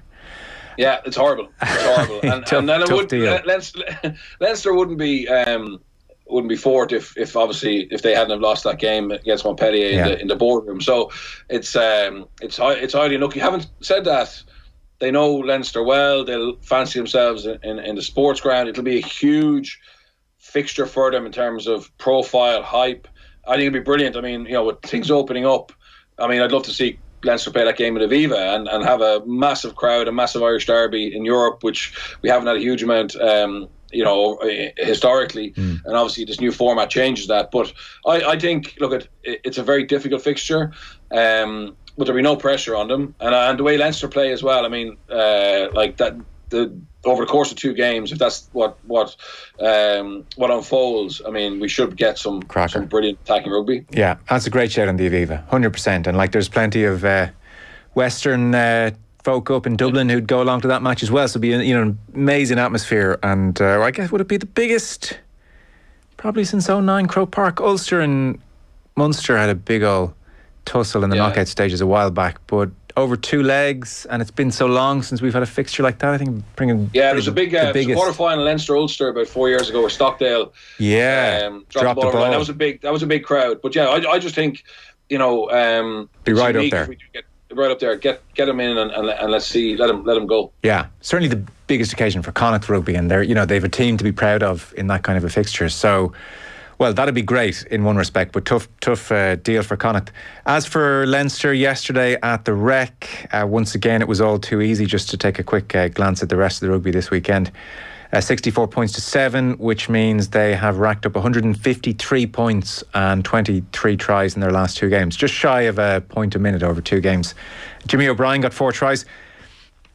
Jimmy O'Brien, 25 years of age. I feel like a fella who's made the impact over the last 2 games that he has made should be like 21, 22. I know he had some injury worries, but he's really caught the eye here. Is he playing way above himself, or do you know much about O'Brien?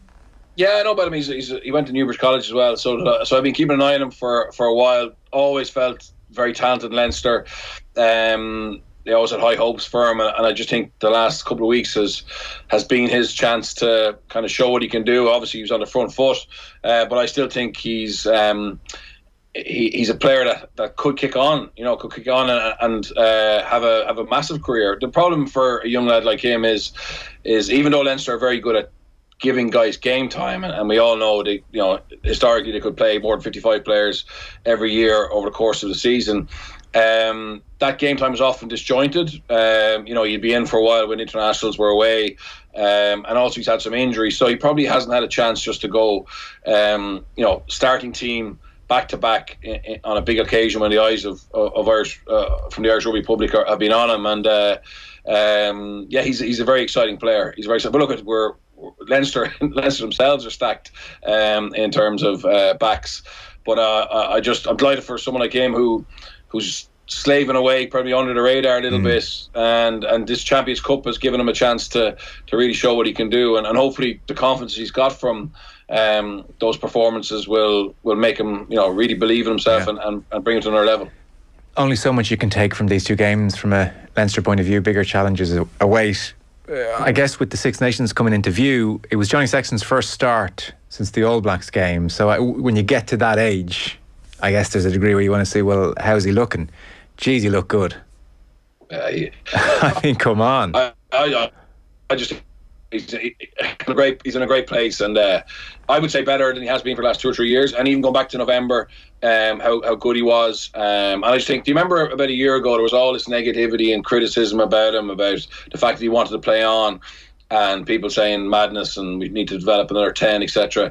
He just signed a 1-year contract to bring him to the end of the season, and he said, look, I'll play it by ear, I'll see how I'm feeling. And I think now everybody understands how important he is and how good he is, and let's just enjoy him. But I think if Johnny Sexton's playing and he doesn't get injured over the course of Six Nations, it improves Ireland's chance of winning it. And obviously, he'll be a key man for Leinster if they're to win this competition. But he's a different level to every other 10 in Ireland. And to be honest, most in England. I mean, Marcus Smith is a different type of player. He's a joy to watch as well. Dan Biggar is a talented player, Finn Russell. But I think Sexton, the influence he has on the overall team, rather than just actually when he touches the ball, is absolutely massive, and it's his USP, and it's his point of difference. But it's so transparent and it's so effective that he's an absolute key man. This is his 16th season. You know, they were saying commentary yesterday, made his debut in 06, and here he is. It's just hard to get your head around. Like at this stage, and I was one of those that like 2019 World Cup, maybe John will be around for the next one. I mean, you're like, you know, be serious. And now, I mean, the worry with someone of a certain age is they could just go off a cliff suddenly, you know, and we've seen that in different sports. That can happen. But that is kind of the only worry at the moment, because he's so far ahead of the rest, the way he's playing, and he really does look as good as he's looked at any stage in the last, well, I guess, 2018 when he won Player of the Year, that was a phenomenal year for him. But at any stage in the subsequent 4, what he's doing now looks very comparable.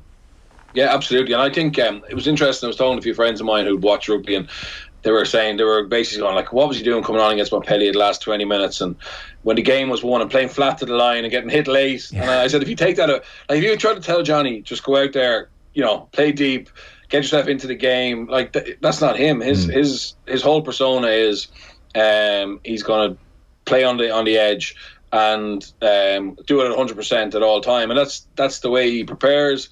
He's really enjoying his rugby. He's in 2 really good environments. In fairness to him, he's been a big. He's never doubted Faz and Mike Catt, and I was delighted for him because I did doubt them. I was delighted for him that they showed in November. You doubt them? You were front of the queue with the placard saying out. I admit it. I was doubtful, and I was wrong. But I was actually very happy to eat my words and see that come to fruition in November, and I'm looking forward to seeing it evolve more. But Johnny was on that train. He was driving that as well, and it must be exciting for him to go through another transition.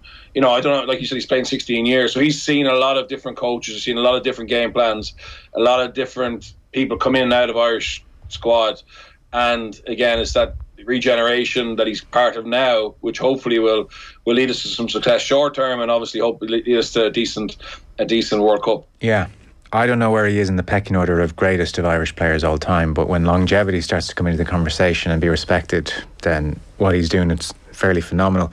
A quick word on Ulster: 34 points to 31 against Claremont. If people didn't see this, Ulster were 34 points to 12 up, and then Claremont woke themselves up and started to look interested and scored some tries, and so it finished 34-31. Ulster, of course, were already through. It, again, health warning, we're not fully through the weekend, but it does look like Ulster's reward will be home and away against Toulouse, which is not much of a reward, the defending champions. And again, Toulouse are having their own war with the EPCR because their game was cancelled this weekend, and they have threatened legal action and said the whole thing is unjust. And interestingly, the French League have backed them. So will they get anywhere? Will they bother at this stage, given that they might just say, oh, we'll just take the draw and play Ulster? I don't know. And like, a legal process is not going to be done and dusted in time for the last 16, but that's all in the ether. From Ulster's point of view, it's not much of a reward for sailing through the knockouts or the pool stages in really fine fashion. I know Toulouse lost a game as well, so they're sort of sweating a bit, Bernard. There's nothing to suggest Toulouse will be any less a prospect than they were last year, is there? I think if they get into it, which looks like they are, they'll have a real chip on their shoulder. They're the champions. They feel they've been totally disrespectful, respected. It's a nightmare draw for Ulster. Yeah. But if Dupont has to pay now, Dupont has COVID at the moment. He'll be back by then. But he is absolutely key. I saw a stat that Toulouse win, I think, just under 90% of games when he plays, and 45% when he doesn't play. Now you have to take into account that if he doesn't play, it probably means they've rested 5 or 6 others as well, and they've turned the team as such. But he is just the best player in the world, but they've got a lot of other talent. So that would be a great fixture for Ulster to really test themselves. But yeah, I think that's the worst possible draw you can get, except Leinster. But I hope Toulouse get into this last 16. I think the competition will be damaged if they weren't in it. Sorry, if Toulouse don't, there's an asterisk. Even if Leinster, hammer everyone on the way to winning a glorious title, then it'll be that was the year the defending champions got knocked out. And they did lose. They lost on the pitch against Wasps, so I don't have an issue with them not having a home, not being in the top 4. I mean, that was their own doing. Yeah. But they would. I want them to be in the competition because I think the integrity competition will decrease if they're not. But Ulster looking like they found some good young players. Their front 5 have stood up the last couple of weeks. Now Claremont are in transition. They're in that tricky spot where they have a new coach and he doesn't like what he sees and he's making changes. And Jono's gone back there. He obviously knew a lot of the individuals from before when he was there, and he's decided to make some change in terms of some of the more experienced players. So they're just in that little spot, and they were terrible for 20 minutes. But then when they woke up, they have individuals who can do great things. So even though it looks on paper the home and away win against Claremont is absolutely massive, I think we just need to understand that form at the moment is a little bit off. But Ulster, I thought some of their attack against Northampton last week was exceptional. Now we're seeing the likes of Stuart Moore and James Hume, Ballacloon, etc. get recognised. So